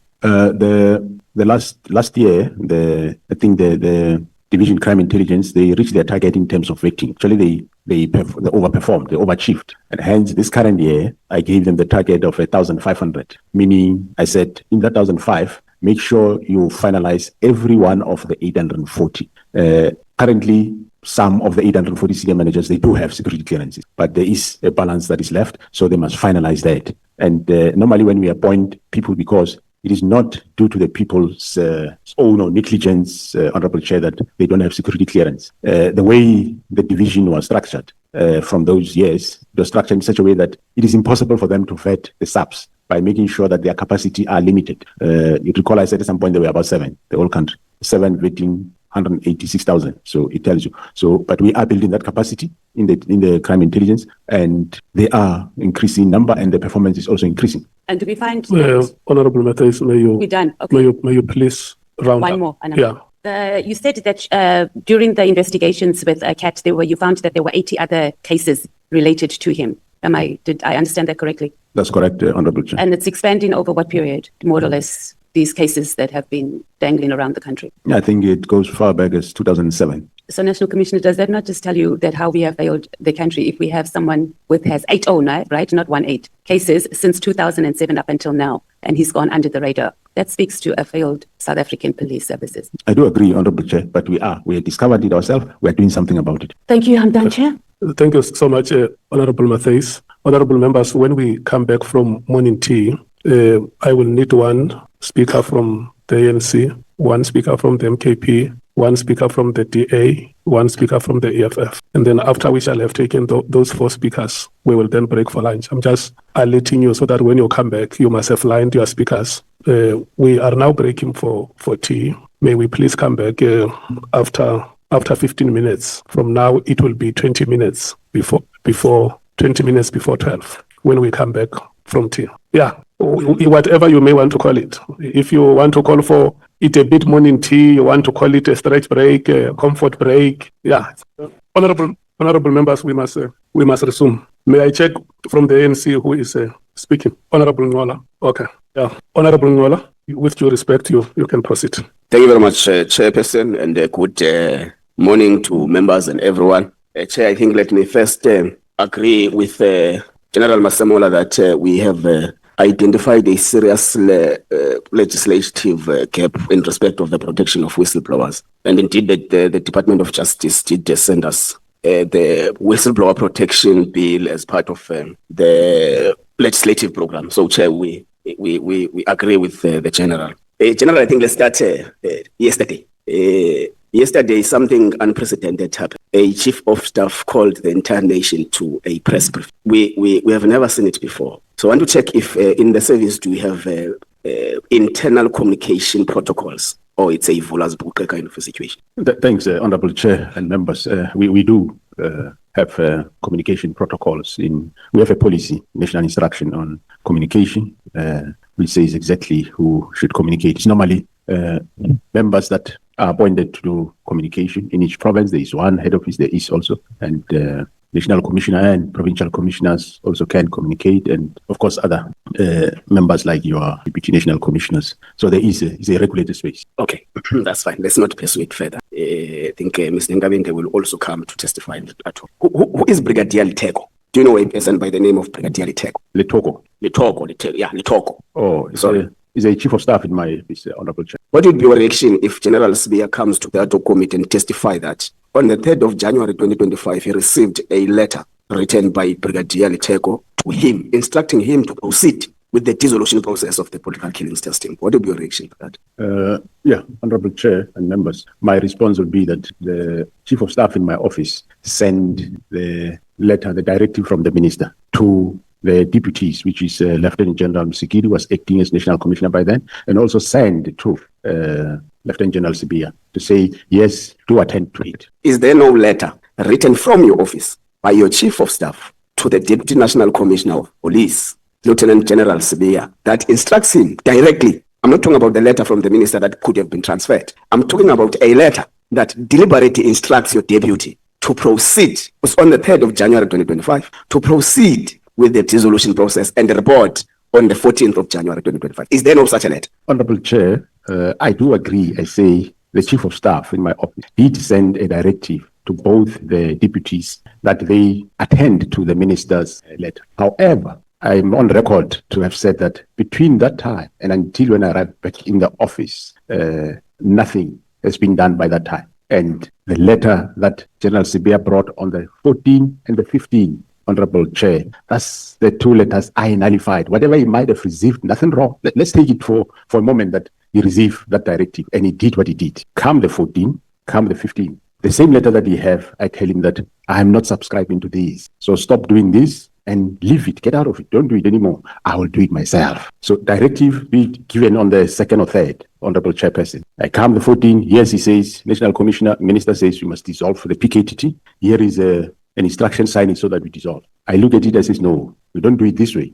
Honorable Chair, you recall yesterday, I even explained how the interaction of that day when he told me this House Scorpions, the way the directive is, this House Scorpions was dissolved. So it's in order. Then I told him why we can't do it. And that let's not do it this way. It's not my way of doing it. I'm going to do it differently. And I explain how it should be done. Phase approach, winding down, and go and come up with that plan. Come the 15th, he come in the letter. Well, I must say, I never read the whole of it, but at glance, I saw again immediate disbandment. And I said, no, you know what? Leave this matter. Don't do it anymore. I'll do it myself. So whether there was a directive from my office on the 1st or 2nd to him, that doesn't matter because nothing happened in that period. Whatever you have done during that period, the third one. whatever you have done in that period, the product of that's what came to me on the 14th. And on the 14th, I told him what to do, which he went to do with the assistance of another employee of the service. He came back on the 15th. Again, I said, seems you don't understand what I'm saying. Leave this matter, get out of it. So whether the directive on the 2nd, I don't deny it. I said it is standard that whenever such matter come to the office of National Commissioner, it will be directed to the relevant offices. Okay. So did you authorize the letter of the 3rd? Did I? Did you authorize the letter of the 3rd of January? Honorable Chair. Or how is the communication from your office being get authorized? Or anyone can write a letter and send it without having checked with the principal if this letter should be sent in this form? No, like when I'm here now, the work hasn't stopped in my office. Whatever comes there, they will channel it to the relevant people that are supposed to do the work. So whoever was in your office when you were on leave authorized the letter? Yeah, they send it to the relevant. Okay, let's walk down to section 207, subsection 2 of the Constitution, which gives you a legal duty and a constitutional obligation to exercise control and manage the police service in South Africa. Now, where do you think that the exercising control and managing of the police service screws may have been loosened? Because now at the disposal of the people of South Africa is a service that is in limbo, is a service that is at war with itself. So where do you think that you may have missed it somewhere to manage? I hear that you say you did your best to manage and mitigate the situation. Maybe can you take us through this best you did to manage, control the police service so that it does not spiral in this manner? So what efforts were made by the National Commission? Well, thanks, Honorable Chair. I wouldn't know exactly which area are you referring to when it comes to managing control. I think I did what I supposed to do. After the directive was received, I expressed my view in terms of how I view the matter should be treated. And I submitted that report to the minister. And so I don't see where I missed to manage. I don't foresee that I can't be held responsible for the actions of the minister and any other. I did my work. I investigated crime. We discovered crime. We're investigating it. So I think I did manage. Okay. But paragraph 4.1.1 of the terms of reference of the Ad Hoc Committee directs us to investigate whether there is political interference in the police service. Is there political interference in the police service, according to what you have experienced as the National Commissioner? Yeah, well, my my experience will be that in as far as this specific directive of the 31st of December 2024 is concerned, yes, there was interference where the minister then gave that directive without, well, he might have applied his mind, I don't know, but when you apply your mind, you apply your mind based on facts. So I take that as interference because he didn't have facts that have led him to decide. What I heard yesterday from the senior counsel to say he would receive complaints about PKTT, receive reports from Meriti Haas and all those others. Those are not reasons that can make you disband a team. That I would say yes, sounded I regard it then as an interference, because should he have come to want to understand anything about the team, that could have been a different situation altogether. Get a briefing, understand, he put his problems forward, we give responses, and he then can give a directive, or we jointly find a solution. Okay. So along this interference process, you take General Sbeya to a leave of absence or something like that. He takes you to court. You depose an affidavit to the Pretoria High Court that, amongst other things that it raises, is that actually the minister has got a legal obligation to oversee the police service and its units and task teams. Are you aware of the contents of that affidavit? Yeah, I might not remember everything of that affidavit, but yeah, I think it is there. Okay, but do you get the fact that the affidavit says something different to what you are saying now in terms of the political interference? I do take the point of the Honourable Member, Chair, that he says that's what that affidavit is saying. Okay. No doubt. Okay, your CV suggests that you have at some point led you headed in intelligence operations. And amongst what the main witness, General Mkhwanazi, alleges here under oath is that the letter itself in its nature is an ammunition to stop reforms in the crime intelligence. Because part of what it asserts is that there must be the filling of vacancies in the crime intelligence must be halted completely in all levels. So he has got a strong view that the letter itself is to stop the reform. Are you aware of these reforms in the crime intelligence the general is talking about? What is your view on the reforms? Thanks, Honourable Chair. You would recall, Honourable Member, that I did say after the Divisional Commissioner took over in that division, myself and the former minister and the Divisional Commissioner, we did agree on reforms within the space of crime intelligence. So, and General Kumalo was busy with those reforms in terms of we're transferring people and trying to bring other people so that we reform the environment. Okay. So on the 31st of December 2024, the minister writes a letter to you or your office. Now, the main witness alleges that the letter itself was not authored by the minister, nor was it authored by anyone in the police service, because there was a back and forth of the contents of the letter. Are you aware of that allegation? Well, I heard that from General Mkhwanazi, but I can't be a witness to that. I don't know, but I heard him saying that. Okay. The PKTT's term of office was supposedly 6 months. When is it expiring? As long as there is work, as long as politicians get killed, I will sustain it and have it. Okay, what is the process of extending the term of office of any task team in the police service? Is there a process, or is just the national commissioner takes a decision as long as there's an assessment to it? No, the process, normally, sometime when you start, you might give it, say the testing should be for 6 months or a year, you give it a period, with a view that they must deal with the problem that you identified. If it's a specific crime, they deal with it. When they finish, then testing is dissolved. So normally how we renew, the people that are doing the work, they will write a motivation to say they ask for extension for a month or 2 or 3 or 6 and give the reasons why. And that will be assessed. Some teams will be assessed by the body called National Crime Combating Forum, which consists of operational divisions at head office, and they will approve at that level. Or if it's a team that gets approved by National Commission, they will send for approval to the National Commission. Okay. General Mkhwanazi also mentions to the Ad Hoc Committee that amongst the 121 case dockets that were taken to the head office, one amongst them is that of Namhla from Tata. I'm sure you'll recall the Justice for Namhla campaign. So if that's the case, then would we say that SAPS actually characterized the brutal assassination of Namhla as a political killing? And what is the status of the docket now? Has the removal impacted the fact that there's no one arrested today? Thanks, Honorable Chair. No, the political killings task team, as you are aware, they were doing the work in the province of KZN. But I am on record to have said that when we went to Fort Hare with the then minister and we saw that there is a problem, well, of murder cases, but not necessarily alone, we enlisted the political killings task team to go and help there. So the fact that they took Namhla's docket is not to say we classify it as political killing. All we wanted was we wanted people that can be able to resolve the case. That's how the team went. And the team did work on the docket until they were interdicted. That's one matter that where we don't understand how the judiciary came into being. The certain people went to High Court, they interdicted the team on that case for other reasons, and for almost a year. But the docket is back with the team. I might not precisely say where it is now, but it's back to be investigated. Okay, so I think the interdict will maybe assess it in the in-camera arranged. I think the general does not want to give us deeper detail on it now in a public platform. Then we can attend to it later. It's no problem. Through you, Honorable Chair, the interdict, the best person will be General Kumalo who can give that. But I know that somebody came forward with an interdict, but later we are on with. Okay, no, that's fine. General, is it your evidence that political killings are still prevalent in South Africa, and therefore that makes the letter of the 31st of December 2024 unwarranted in terms of the purpose that which the political killings task team was formed for?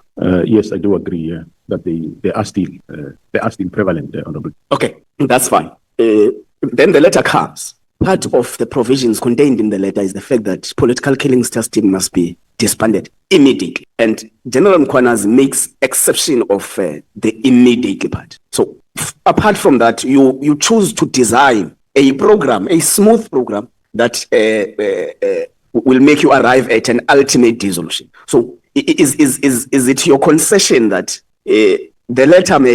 the problem with the letter is the immediate part of the dissolution of the PKTT? No, Honorable Chair, the problem is not the immediate. The letter itself is a problem. Yes, the whole letter is a problem, not the immediate. But what I chose was not to do it immediate, but do it my way. And remember, Honorable Chair, I did say that this letter was a directive and not a request. And at that time, I had my doubts as to circumstances surrounding this letter, why it came. And that time, I was not in a privileged position, Honorable Chair, like the honorable members now. You have both sides. You have the before and after. Myself, when those things were happening, I only had the before. I didn't really know what is this. I suspected that this irregular, illegal, but not really having facts. Thanks. Thank you, General. So part of what you say in your statement is that part of what makes you disagree with the approach of dissolving the PKTT is the fact that there was no report solicited in terms of the performance of the task team. There was no consultation with the sister departments that which constitute the PKTT. You'll understand that it's not only SAPS. So in the process of developing a winding off approach or plan, did you consult the head of the crime intelligence, the head of the National Prosecuting Authority, the head of Hawks? Well, the Hawks were not really more involved in this matter. And the NPA, yes, I did speak to the national director informally. But the reason why I didn't want to consult wide on this matter is because, remember, I haven't reached a point where I'm saying this team should be resolved. That point we're not reached. And the this plan of disbandment of the minister was not yet finalized, not yet approved. But General, you said the reason why the political trust team, the political killings trust team is still standing on its feet is because the minister did not sign the plan, not because there was no interest on dissolving the PKTT. Yes, on my side, there was no interest in dissolving the team, and on his side, Fannie had signed. So I didn't see a reason that I should go wide. I informally spoke to the national director that there is this thing,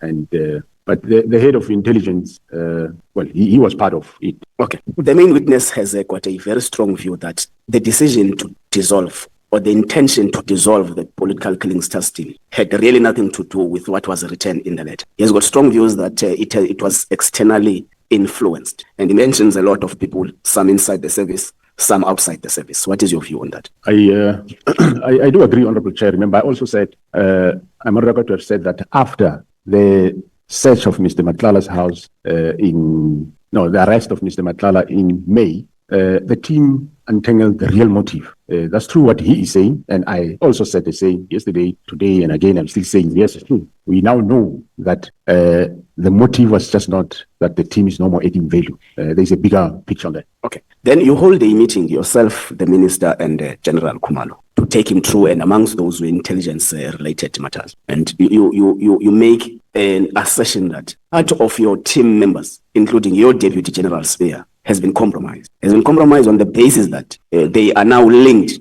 to criminal syndicates. How is General Spear linked to those criminal syndicates, in your view or in your knowledge? Honorable Chair, I think that is still a subject of investigation. I might say one thing today, okay, it changes tomorrow. That's fine. That's fine. We can take that, Chair. Now, you give an instruction after the 14th of January to Spear, your deputy, to leave issues relating to the dissolution of the PKTT to you. Is that correct? Correct.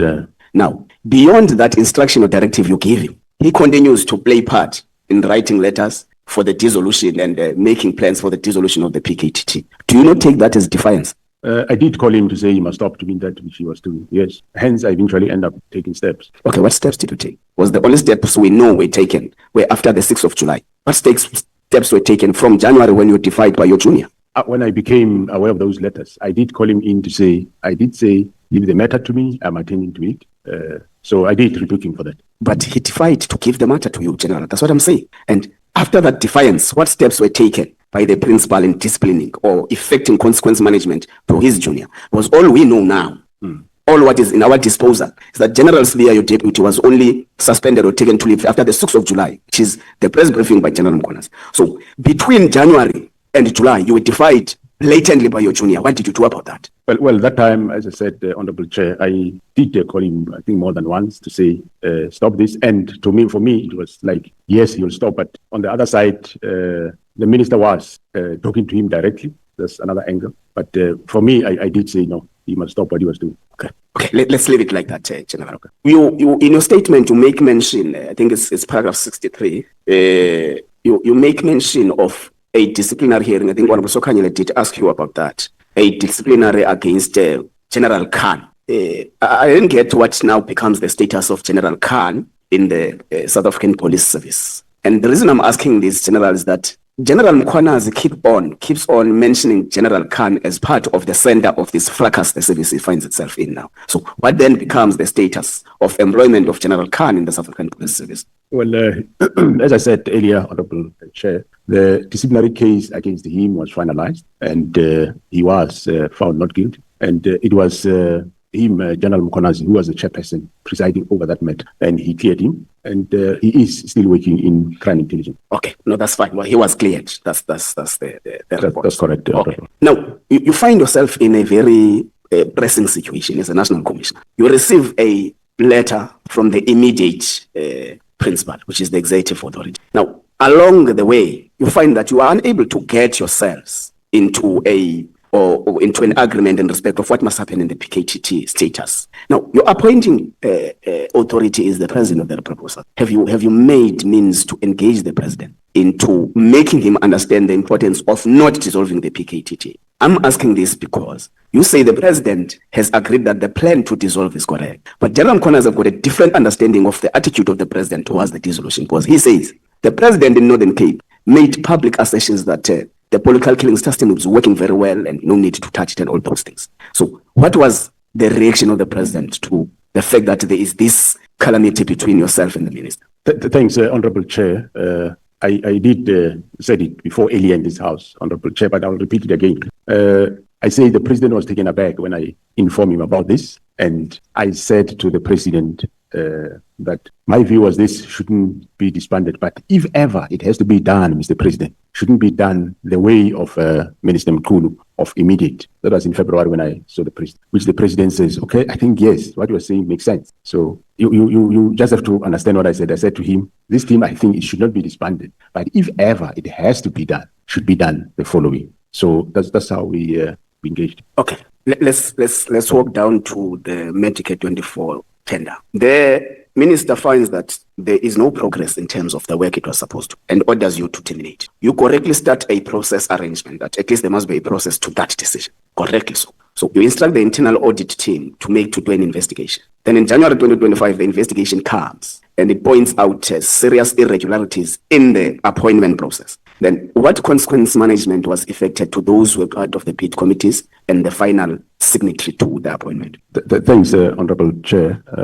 Well, the report that you are referring to, Honorable Member, was a preliminary report, and the final report came in April. And after the final report, I terminated. And yes, I did want to take immediate actions against these members, but the experts within the field advised me that no, let's do a forensic audit. That forensic audit, I received a progress report about a week ago to say they are about to finish, and it will be right and best that we allow this forensic audit because it will tell us exactly what went wrong and who's involved. And only with that report, we can then take departmental steps. Because if we start taking steps with this ordinary audit report, we will run the risk that later people might start mentioning or implicating other people, which if we did the forensic audit would have alluded to that. So as soon as this is finalized, Honorable Chair, yes, we're going to take drastic steps against those involved. Okay, I'm going to ask you 3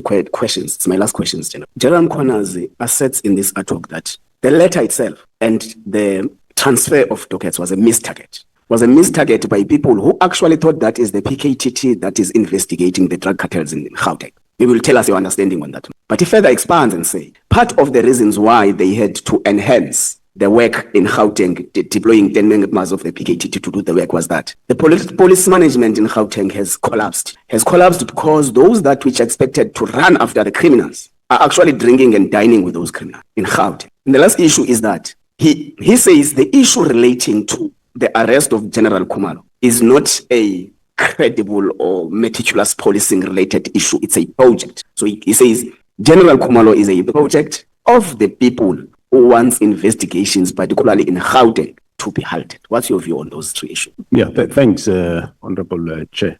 Before the arrest of Mr. Matala, even General Mkhwanazi wouldn't have said that. We all got that after the team have analyzed the phone and we came to that. And well, the call for assistance from the political clearance task team to come and assist Gauteng at that time was solely based on the fact that we wanted the expertise of the political clearance task team. As we have seen in Fort Hare, where we think we have a problem, I enlist them. When in KwaZulu-Natal we had the problem of killing of traditional leaders, then we also enlist their assistance. So even there in Gauteng, we wanted their skill. It was during the process of investigation when they start uncovering these matters, uncovering that there is some members, some police in Gauteng that seems to be compromised, and they uncovered all the rest. And that's when then we registered this project of Gauteng counterintelligence to investigate the whole thing. So that is the investigation that's in the process. The arrest of Khumalo, I wouldn't want to venture much into discussing an arrest. All I know is that he was arrested for employing him and the team. They were arrested for employing somebody from BMW to a post in crime intelligence. The person, I think, was earning 1.1 million and employed in crime intelligence, where he will be earning 1.2 million. And the process, according to me, was fair, and I did get a report from IDEC after the arrest. I tasked somebody to internally investigate that matter for discipline purpose. The report came to me to say there's no case based on what they find. The process looks legit. And I did clear them. I did inform them that we don't find a misconduct in this thing. Thank you, General. Thank you, Chair. I'm sure I'm still left with some minutes, but I'm done. Thank you so much, Honorable Nola. The time I allocate you, honorable members, when you feel that you have spoken for some time, you look at me and check if the microphone is not indicating red. Once you see it indicating red, it's a warning to you that you must move towards winding up without putting you under pressure, just to say to you, your time is about to expire. Okay, thank you so much. Most of the time, my microphone is off. Can we please move to, is it you, Honorable Nombalo? Thank you so much. Thank you, Chair. How are you, National Commissioner? How are you doing? Three, Honorable Chair. I'm fine, Honorable Nombalo. I'm okay too.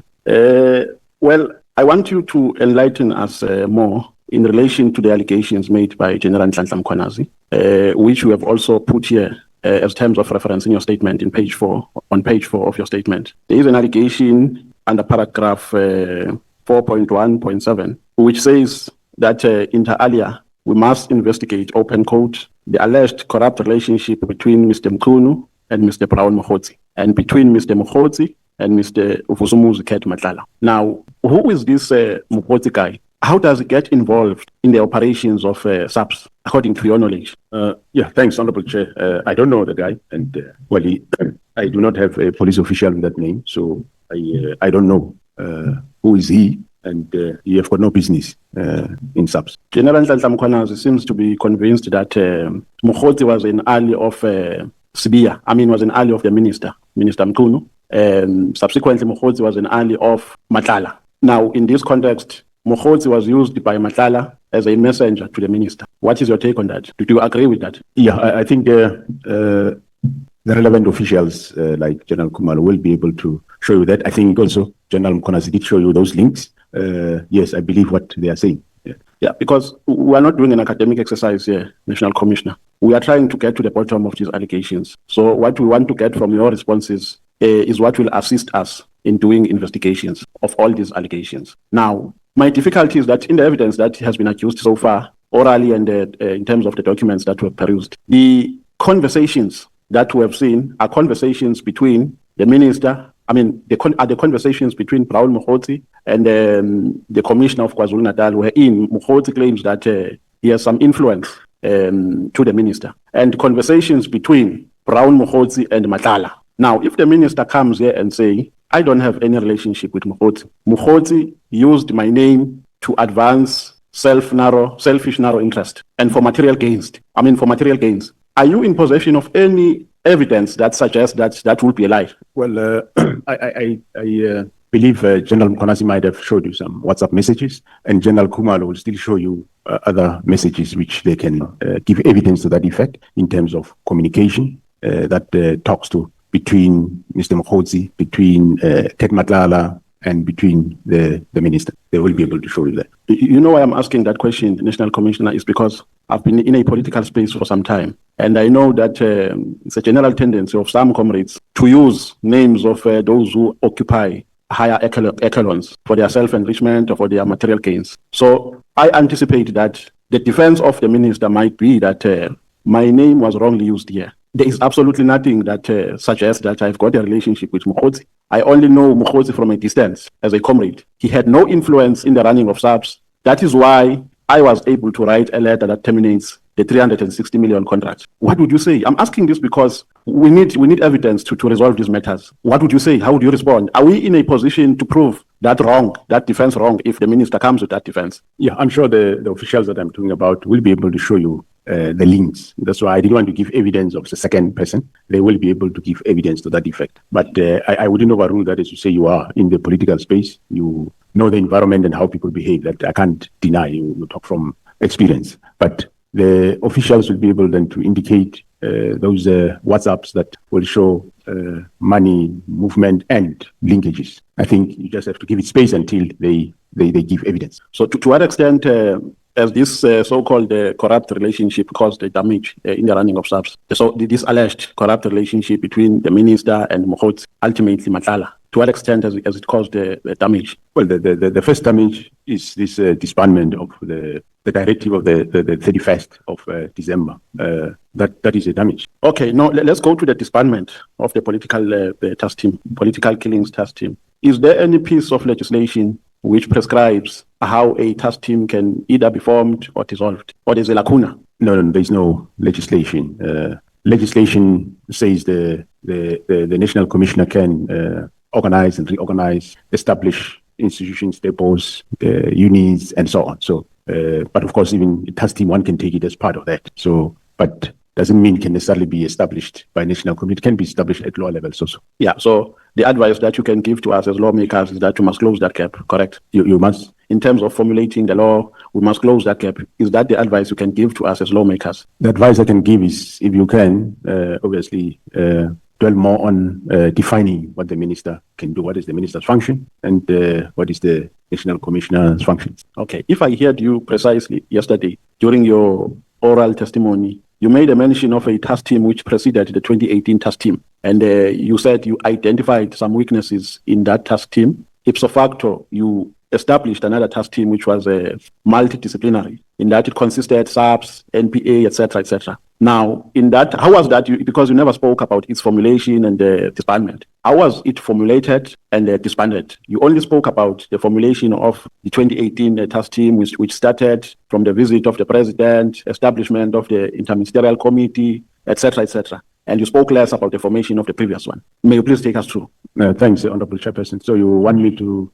Yes, the previous task team which preceded the 2018 one, how was it formulated and later dissolved? Yeah, the previous task team, when it was formulated, I was involved. We went to KZN. It was myself and the former, by then, Minister of Police, Mr. Fikile Mbalula. We got a briefing to the provincial commissioner or the acting provincial commissioner. At that time, I can't remember. I think it was acting provincial commissioner, Major General Langa, I suppose. And after that briefing, and we said these political killings are a problem, so we need to do something. Then myself and General Langa, I said, no, Minister, in this case, we will establish a task team. And that agreement was endorsed, and the provincial commissioner established a task team consisting of members from various units and stations, including the DPCI. Actually, the brigadier from DPCI was the head of that specific task team. So you later dissolved it on the basis that it was not fulfilling its responsibilities to your satisfaction, correct? That's correct, yes. Did you identify some elements of criminality within that task team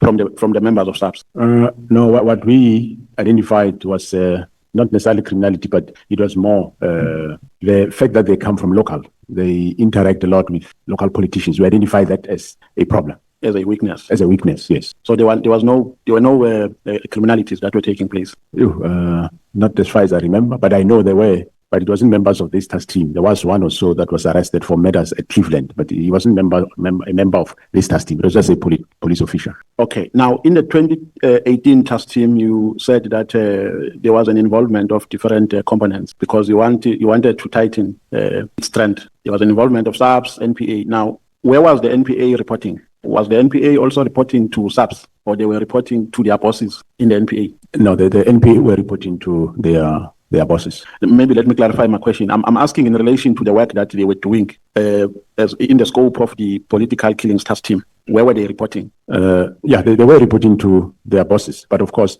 they work with the team. They will give, now and then they will take dockets and look at them and give guidance in terms of the investigation. That's why the fact that we wanted them to be dedicated to work with the team was that if you use an ordinary prosecutor who's sitting at court, he receives a lot of dockets, receive GBV, receive assault and so on. So that doesn't make him to be focused. So these ones, they were there for the team to guide the team in terms of investigation, to assist the team. So they were interacting with the team and the coordinator of the team. But of course, they'll also give progress to their offices. General Mkhwanazi said, I'm not quoting him verbatim, I'm just paraphrasing. He said that they made a gruesome discovery that some of members of the PKTT were compromised, the result of which they took a decision to rotate them. Are you in agreement with that?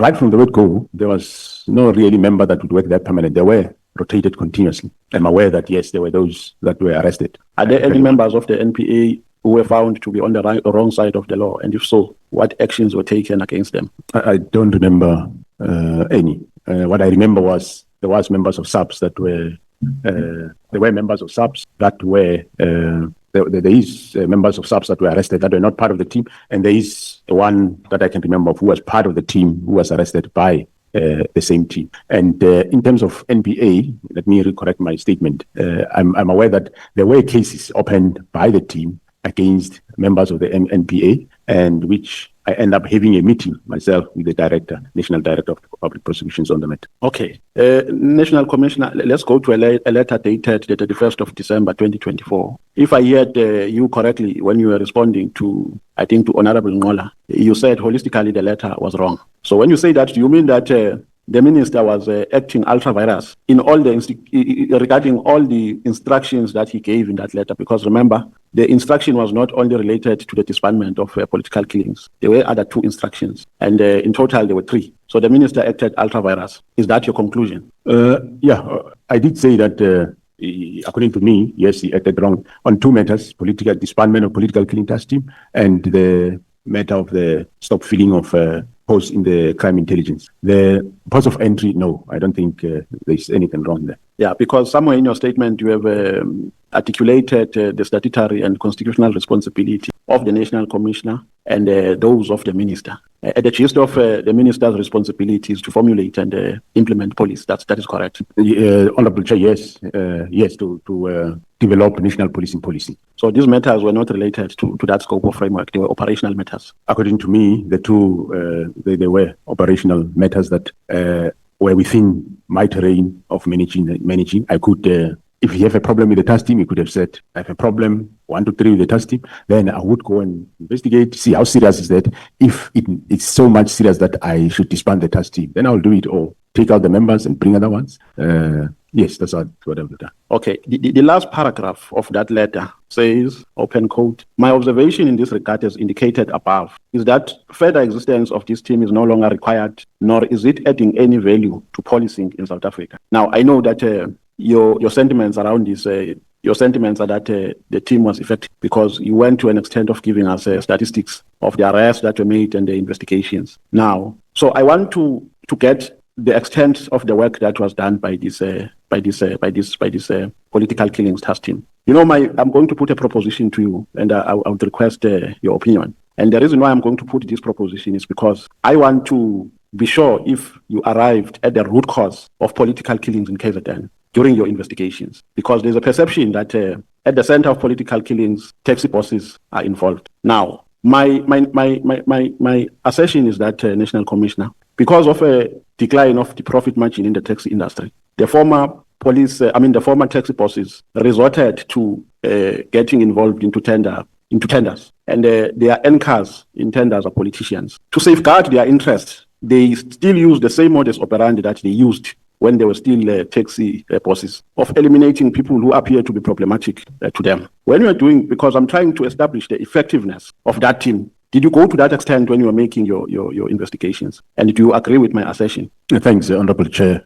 Yes, to an extent, we have picked it up that, taxi environment, they move to the political sphere for tender purposes. And that assertion is true. But also in the province like Western Cape, in terms of the gangs, they're also doing the same. Are you aware of a perception that the police are scared of taxi bosses? Are you aware of that public perception, that the police are scared of dealing with taxi bosses? No, they might be that saying, but I know that they're not. No, maybe some police. My perception is not a fact. It's just a perception. I'm not saying that by being a perception, then it's true. But are you aware of that perception? No. Police are afraid of taxi bosses. Mm. That is why the taxi industry took over during the looting. It's because there was a great loss of confidence in the police. Mm. In some areas, in some malls, in Mkhwanazi, for instance, where I come from, the police gave over and the taxi industry took over, and there was order in town. Okay. Are you aware of that perception? Well, I wouldn't deny it. I wouldn't deny what you are saying, but I will deny that there's a general perception that police are afraid of taxi bosses, whereas we are arresting the taxi bosses. Okay, so was this political killings task team able to arrest some of the taxi bosses who are involved in killing comrades? Offhand, I wouldn't be able to comment on that one. I don't know. I never checked that. I don't know, Honorable Chair. But what I know is we do arrest them. We've just cleaned up Eastern Cape, and now we are coming here. From here, we go Gauteng. So we're not afraid of them. No. Okay, let's go to General Mkhwanazi, the Provincial Commissioner of KZN, who went to the media on the 6th of July. One would say he just became helpless in the situation because at some point he attempted to appear before the Zondo Commission they never allowed him to appear. He tried to address his concerns within SAPS. He was never given audience. So his conduct on the 6th of December was as a consequence of desperation and was as a consequence of the fact that he lost confidence in the system. Is that correct? No, I wouldn't say so.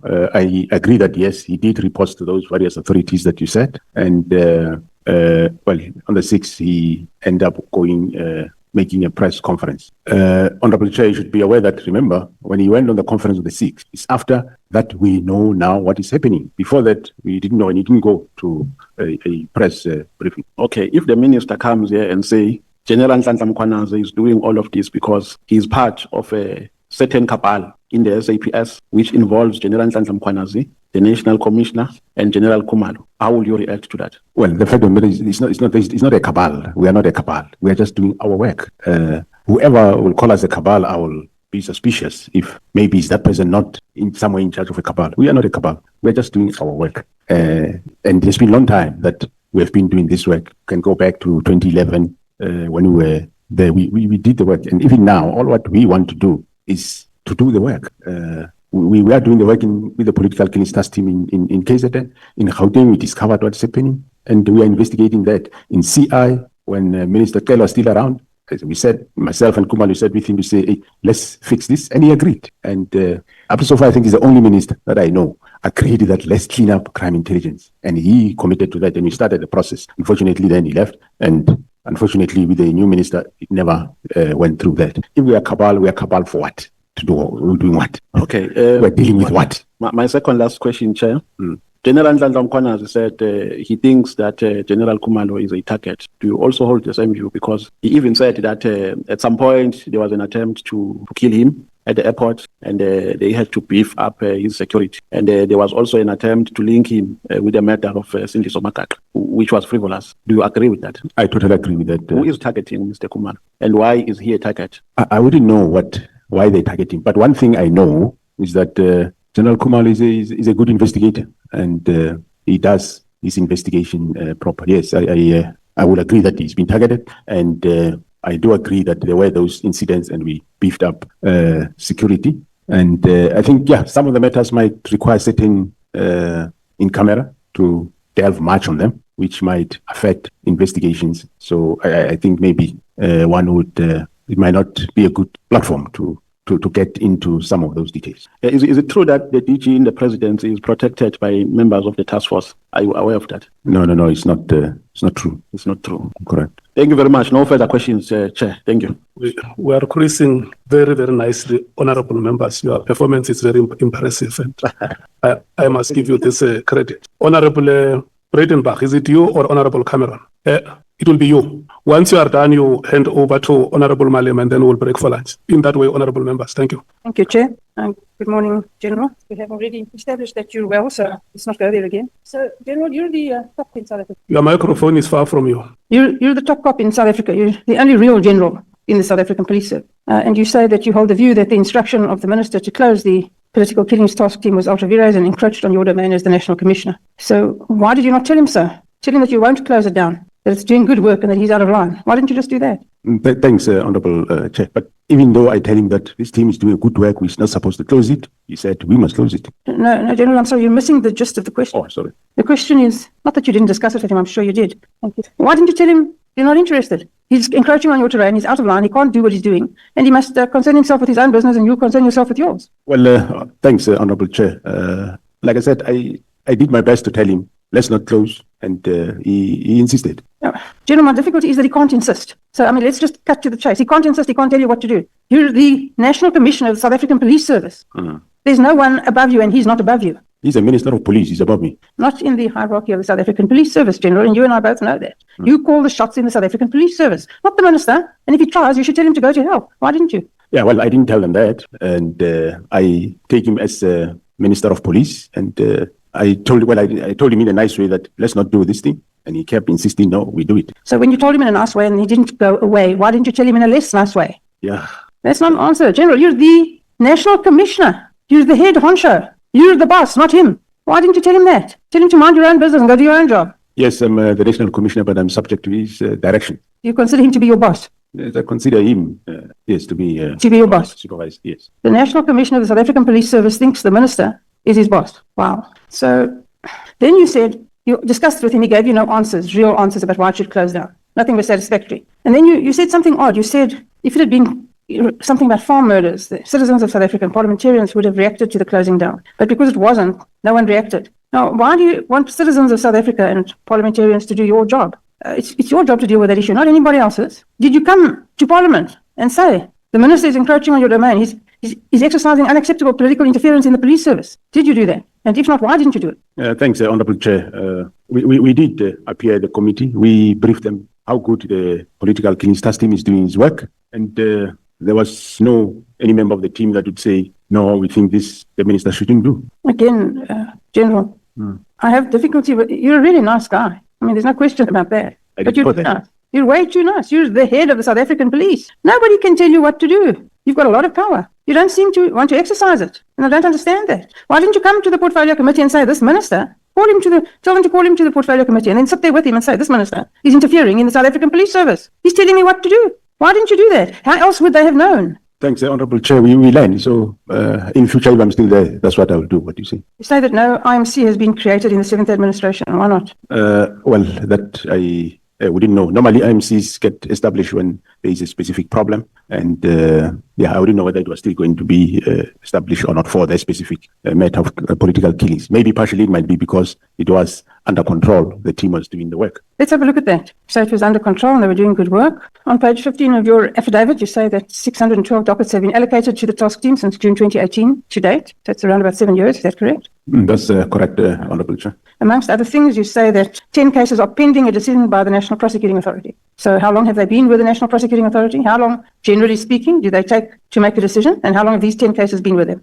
For the political killings task team, Honourable Chair, because they do have the prosecutors that are working with them, it doesn't take long. So that is as of that time, I think February 2025. So those cases have been finalized and they've been handled. You say 57 cases have been withdrawn. What are the typical reasons for these withdrawals? Withdrawals, there will be, of course, various reasons, as Honourable Chair, as the Honourable Member knows.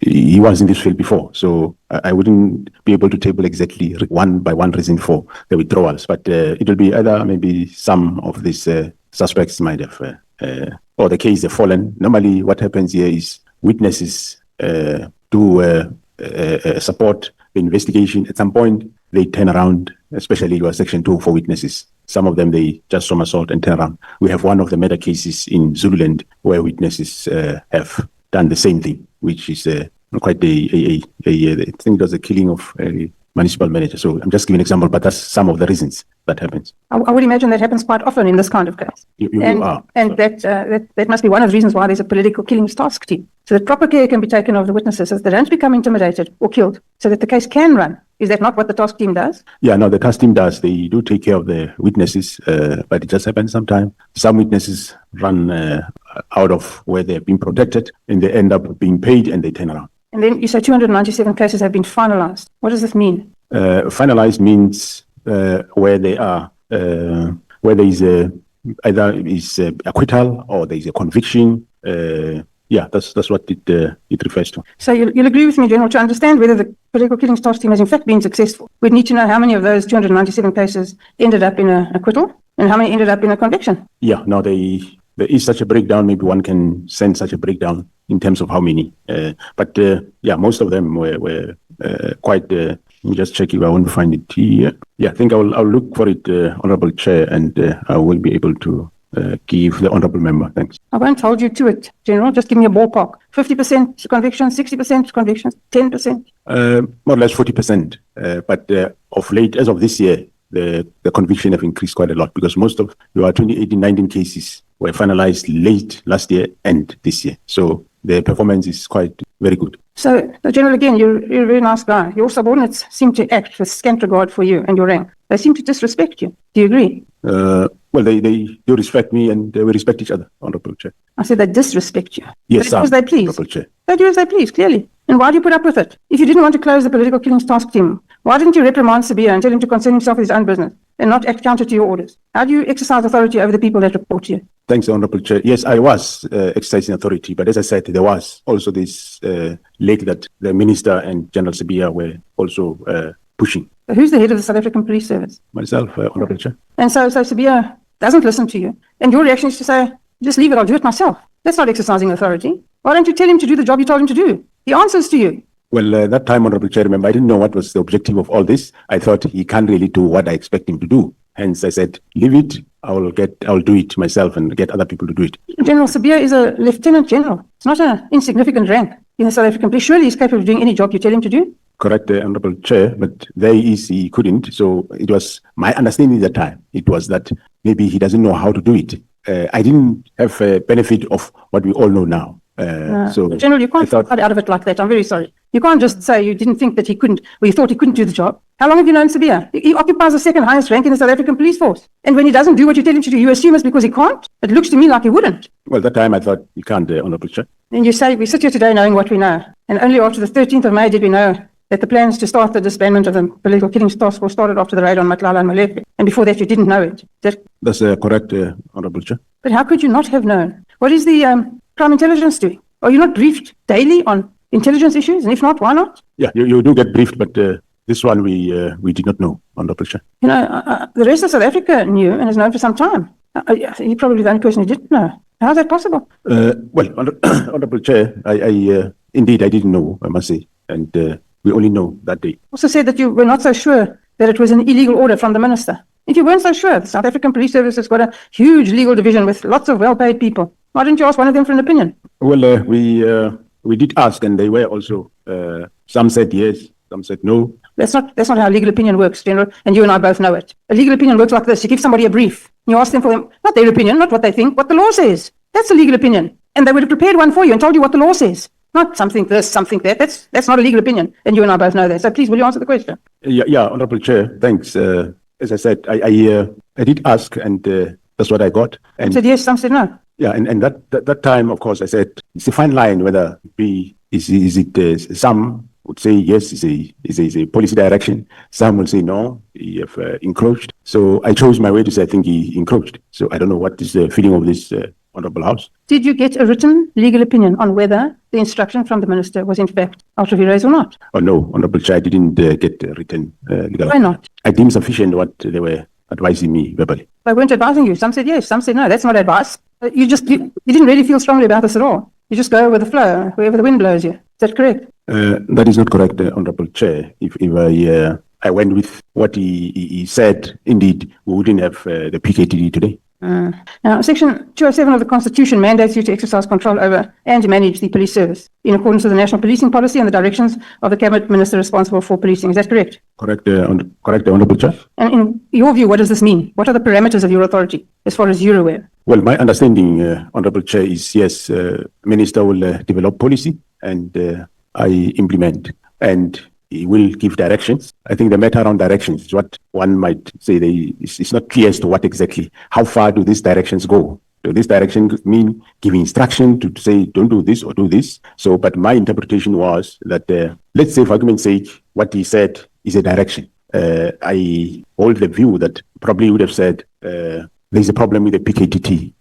Check what is happening, whether it should still continue, yes or no. Then I will go and do that. So that's what I think would be a direction. But then in this case, to go beyond to say close and close immediately, that's why I thought maybe it's an encroachment. But I think it's a matter that requires maybe some legal clarity. So you've already said that you think the minister is your boss. If the minister's son, this is purely hypothetical, if the minister's son is arrested for something and he phones you up and says, let him go, will you do it? What, his son do what? Hypothetically, if the minister's son got arrested for a criminal offence and the minister phones you up and says, let him go, will you do it? No, I won't do it. Through you. I see. So General, the claims made by General Mkhwanazi, are they true? Which claims? The claims that he made in his press conference. Everything he said, is it true?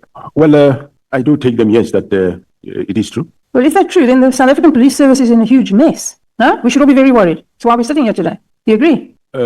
Honorable Chair, after the discovery of what we discovered on Matlala's phone, yes, I agree, there are problems. Again, General. And those problems, we are addressing them. If that's the first time that you became aware of problems, and that's when you started to be worried, General, then you've been living under a rock for the last 12 years? Because we all know that's not where the problem started. You know it, I know it, everybody sitting here knows it. And if you don't know it, then there's a big problem. Thanks, Honorable Chair. I did say earlier, Honorable Chair, that the institutions of the justice system, yes, as you say, we know where it started. Yes, we know where the deterioration started, where the rot started. And we start implementing measures to improve. We know most departments were affected after 2009 and they were hollowed. That's a fact. And we are not all at our best capacity at this moment in time, but we are doing our best to clean up those areas that are affected. Okay, would you tell me 3 things that you did? Because you've had a high rank for a long time. Will you tell me 3 things that you did to clean up crime intelligence? Well, I removed some of the senior managers there. I appointed a new capable divisional commissioner.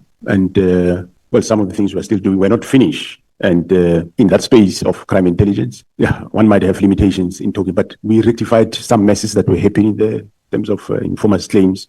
Senior managers abusing some resource vehicles, we attended to that. So, yes. Did you fire all of the family members of Richard Mkhwanazi who he appointed? We fired some, not only him, but we have fired some. Did you fire all of them? No, not all of them. Why? Some have been legitimately appointed. So General Kumar was still busy dealing with those matters. But there are those that we found not legitimately, not only Mkhwanazi, but other families, and we fired them. What kind of a relationship do you have with Becky Taylor?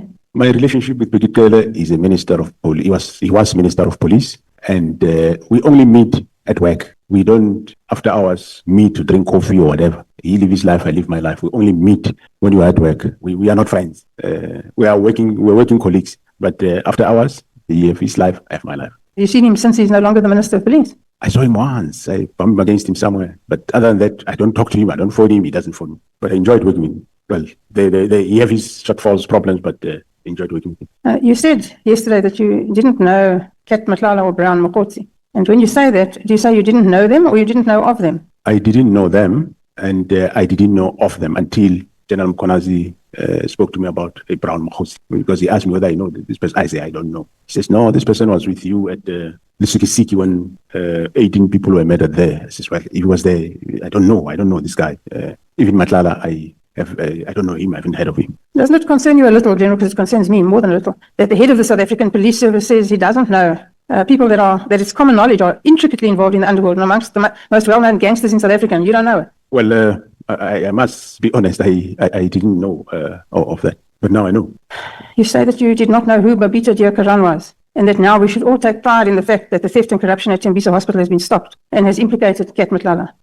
As I said, I didn't know her before. I know her after there's a name of Babita Diakaran that she was killed. Yes, I know about her. Are you aware of the fact that the actual shooters are serving prison sentences after pleading guilty? We all know how that little scenario works and will play out. The actual kingpins have never been caught. The persons who organized it and paid for it are still at large. And it doesn't appear as if anything is being done to apprehend them. How can this be something that you're proud of? Well, I now know who are the masters of that, and we are busy with them. You recall that the case of those that were convicted was investigated by the Hawks, and now we are investigating a case of the masterminds. It's done by the GC Ops Gauteng. So we know them. We are dealing with that matter. Have you ordered an audit of the Crime Intelligence Covert Fund? And if so, what were the results? The results, after many years where they were not getting they were not getting a good audit. I think the last financial year, for the first time, they got an unqualified audit report, and it's quite a big improvement from where they come from. You also said that since January 2025, you have been aware of a syndicate that has significant influence and connections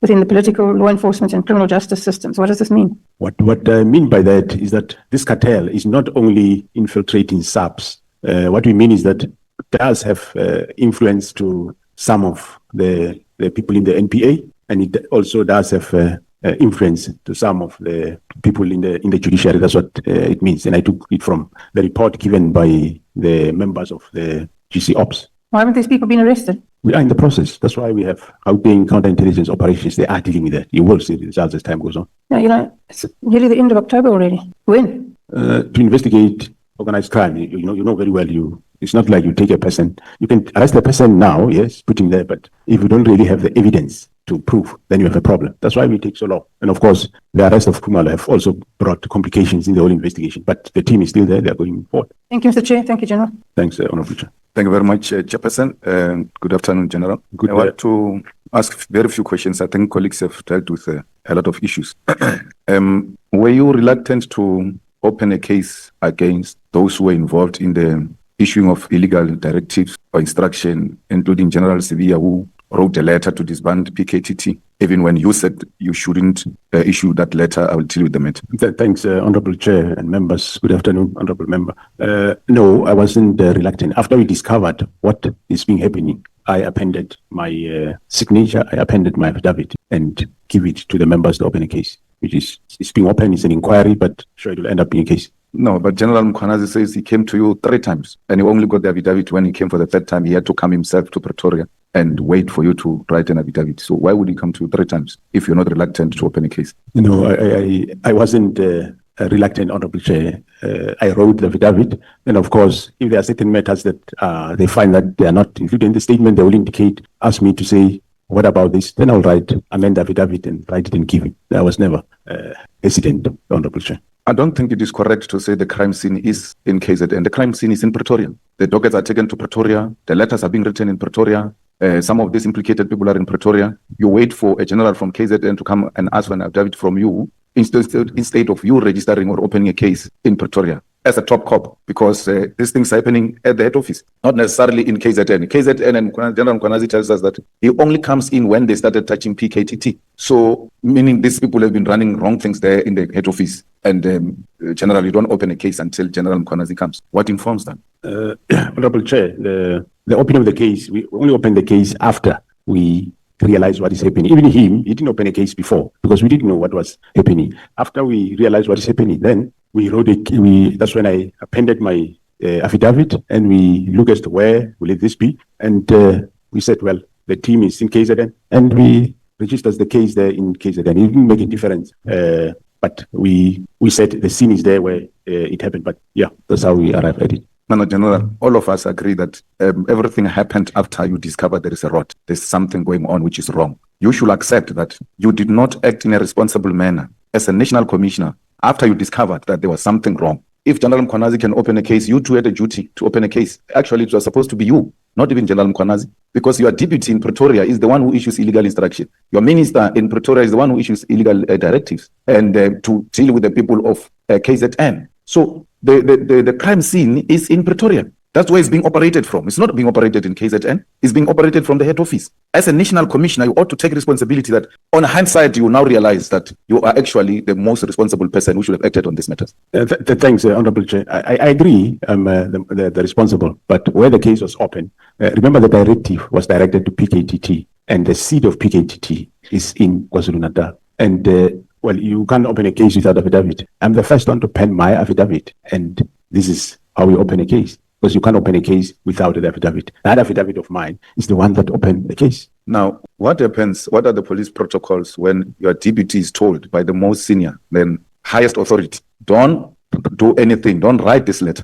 I'll attend to this matter myself, leave it. And then you wake up the following day, this guy has written a letter. Let's leave the case and all of that. In terms of protocol, what did you do? Because Sevilla gets suspended after the press conference of Mkhwanazi and all of that, but you discover that this person, I told him, just from a labor point of view and hierarchy and protocols, it can't be that you can give your subordinate an instruction and he that is extreme. To write a letter to disband PKTT and you don't take action against him until there is this noise on Sevilla. Only then we get to hear about special leave and all of that. But that is where after Sevilla defied you and wrote a letter against your wish. Yeah, thanks, Honorable Chair. I did say that I did call him and say, leave the matter right at the beginning. He wrote letters, and later I learned that he's still doing this. Hence, I told him, hey, I called him, don't interfere with this PKTT.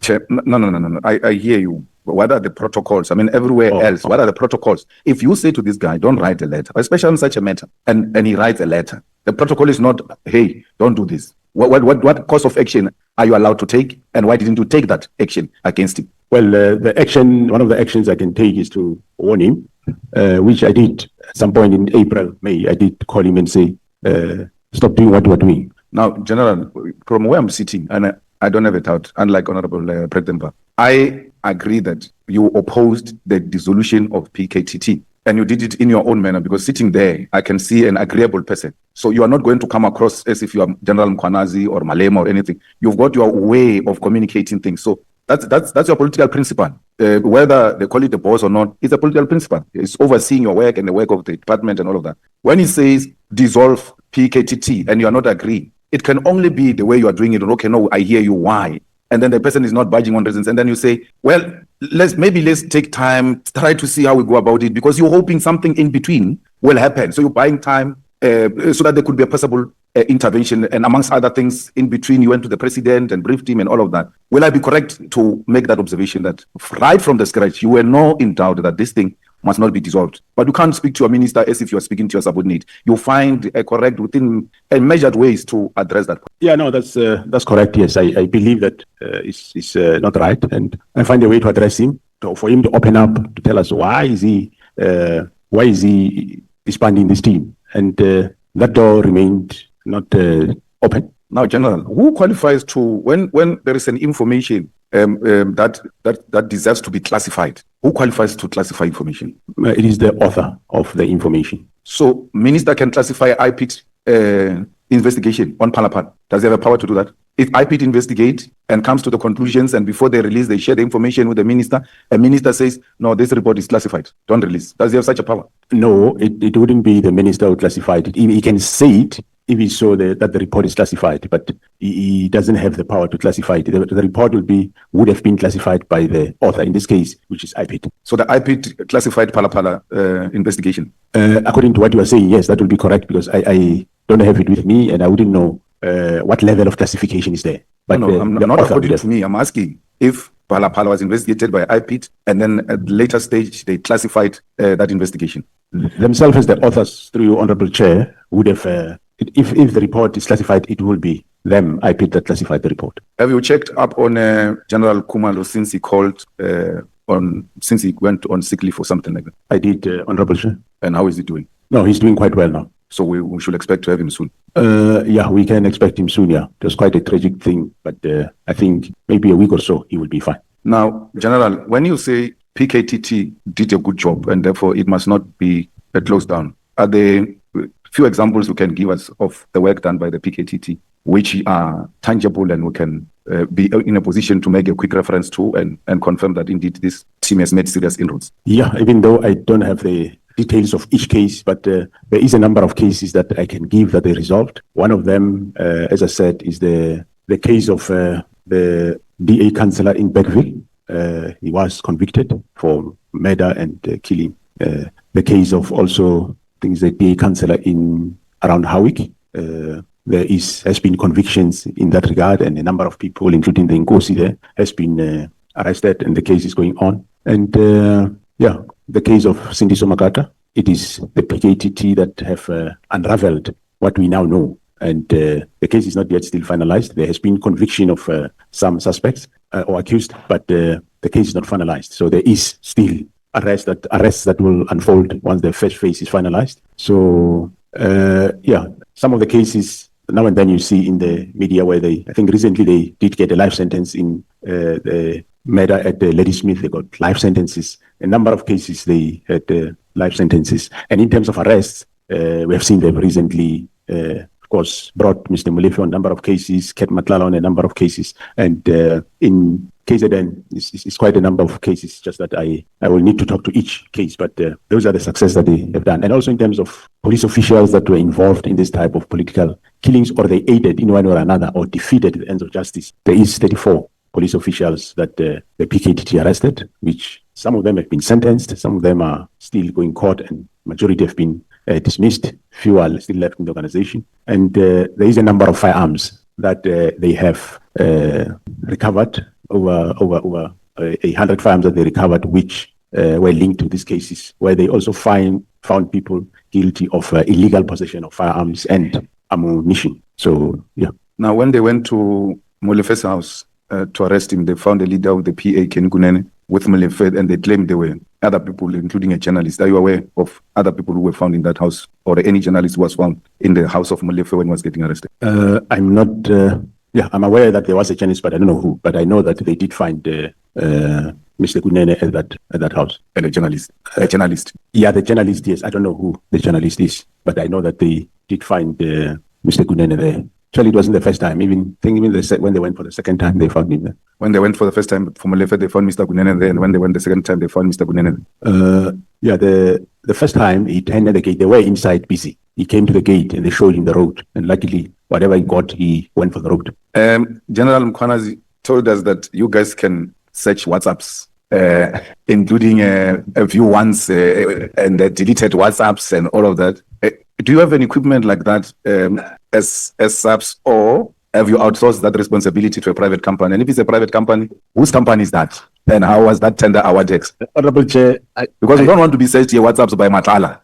Yeah? You give Matala's tenders there. They only to find this the WhatsApp thing is in the wrong hands. So we need to know if it's private, who. But if you've got equipment, that's enough. Thanks, Honorable Chair. The question is quite sensitive to answer this one. But we don't use service providers. But so meaning it's internal. I don't want to confirm that we can do that. No, General Mkhwanazi came and told us. He said it himself. It's not like we're bringing a rumor or anything. He was sitting there. He told us that they search WhatsApps. They take your phone and search WhatsApps, and they've got even if you delete, they will still find a way of using whatever equipment. So it's not a rumor. He came here and told us that. So I wanted you, as a top cop, to confirm if indeed that is correct. Thanks, Honorable Chair. I'll have to go back and check with my division, crime intelligence.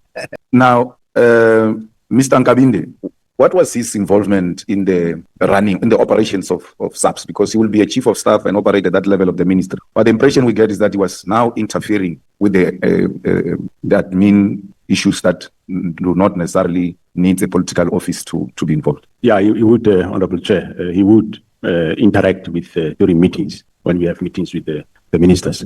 And he didn't, outside the meetings, he didn't get involved in the giving officials instructions or anything of that sort? Yeah, no. From the SAP side, I am not aware of, but from where he was worked once at IPID, I'm not sure. I wouldn't know. And then Brown Mkhwanazi, was he ever involved with the SAPS operations or interference of any kind? No, what I know of, as I said, the first time Honorable Chair head of the name Brown Mkhwanazi was from General Mkhwanazi when he raised matters, and I said no, let's investigate it, and we investigated, because when he got involved, that's when he was alerting General Mkhwanazi about the Mbangeni search that was done at the precinct by the members of SAP. So it was at that juncture that he did speak to me about Brown Mkhwanazi. He bring back an incident that happened long ago, which actually was resolved long ago by myself, of the Mbangeni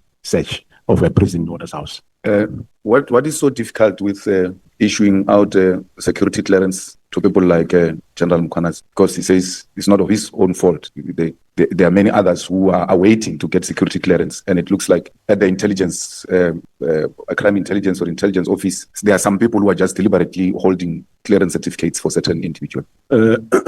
Yeah, Honorable Chair, one of the reforms that we are doing is in that environment to reform. We do not say if somebody is not supposed to get, must get. However, those that qualify to get, they should get. But yes, I picked up that there are problems, and General Khumalo was attending to those problems that were in that environment. So now I will take it further. I'm taking it further with the new DIFCOM, with the way to bring reforms in that environment. And the reforms doesn't mean they must dish out willy-nilly security clearances, but all we're saying is they must do it proper, because somewhere there is they do things in the wrong way. For example, you would recall that there was an issue about the security clearance of General Khumalo, which was, they said, was issued within a week, which is a lie.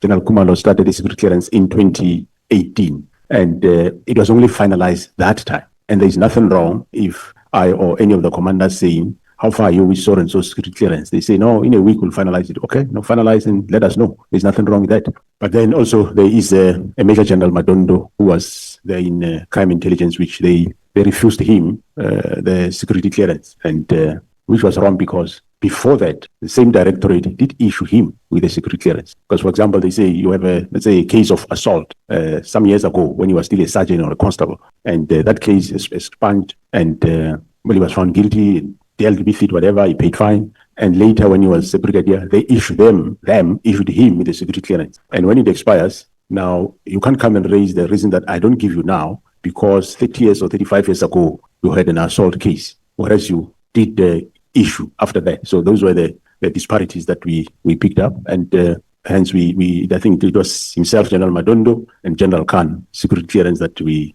referred to our other sister department to deal with that. So, but we are reforming that section with a view to, well, it's not the only one, but it's a number of areas that we need to reform in that environment. Will you agree with a proposal that the top management of the police must be subjected to lifestyle audit, and that lifestyle audit must be done outside SAPS, perhaps with an institution like SIU? I do agree, Honorable Chair. Hence, I've undertaken that process in April, and we are quite advanced in terms of having those processes to go. I don't see any problem. SIU can do it or anybody else, but for now, SIU agreed to do it, and they are going to do it. They will start with myself and go down. Thank you very much, General. Thank you very much, Chairperson. We can go to lunch now. I want to thank you. This is so Christian-like. Honorable members, let me do this. I need to correct myself and apologize very profusely to Honorable Vessels. Because this morning when I opened the meeting, I said that we did not know about his whereabouts. And like the gentleman he is, he politely came to me and said, Chair, I know you are dealing with a lot of stuff. Let me remind you that I came to you yesterday to inform you that I will be starting at a doctor. And indeed, it's true. The honorable member informed me that he will start at a doctor this morning. I want to apologize for any inconvenience that could have been caused on his part, on the part of the organization that he represents here, and the public that would have been following our proceedings. They may view him as a public representative who does not take them very serious when in fact the fault is mine. I want to very profusely apologize for that, and I think you will accept my apology, Honorable Vessels. When we come back from lunch, honorable members, the first speaker will be Honorable Ntuli, followed by Honorable Mwango, and then we will take Honorable Sols, Honorable Vessels, and then the chairperson will determine if there is going to be a break or not. And then the next speaker after Honorable Vessels will be Honorable Cameron, followed by Honorable Skosana, and the last is Honorable Sangoen. Thank you so much. No, yeah, the reason why is because the Chief Whip has requested to be released, Honorable Sangoen, and that is why we have to arrange it like that. But you are sitting together, you can understand it better. And then let me say, the honorable members who have requested to be released, once you finish speaking, if you see time is no longer on your side, you are gladly released from the meeting. Thank you so much. And then may we please come back here at 2:30. Thank you so much.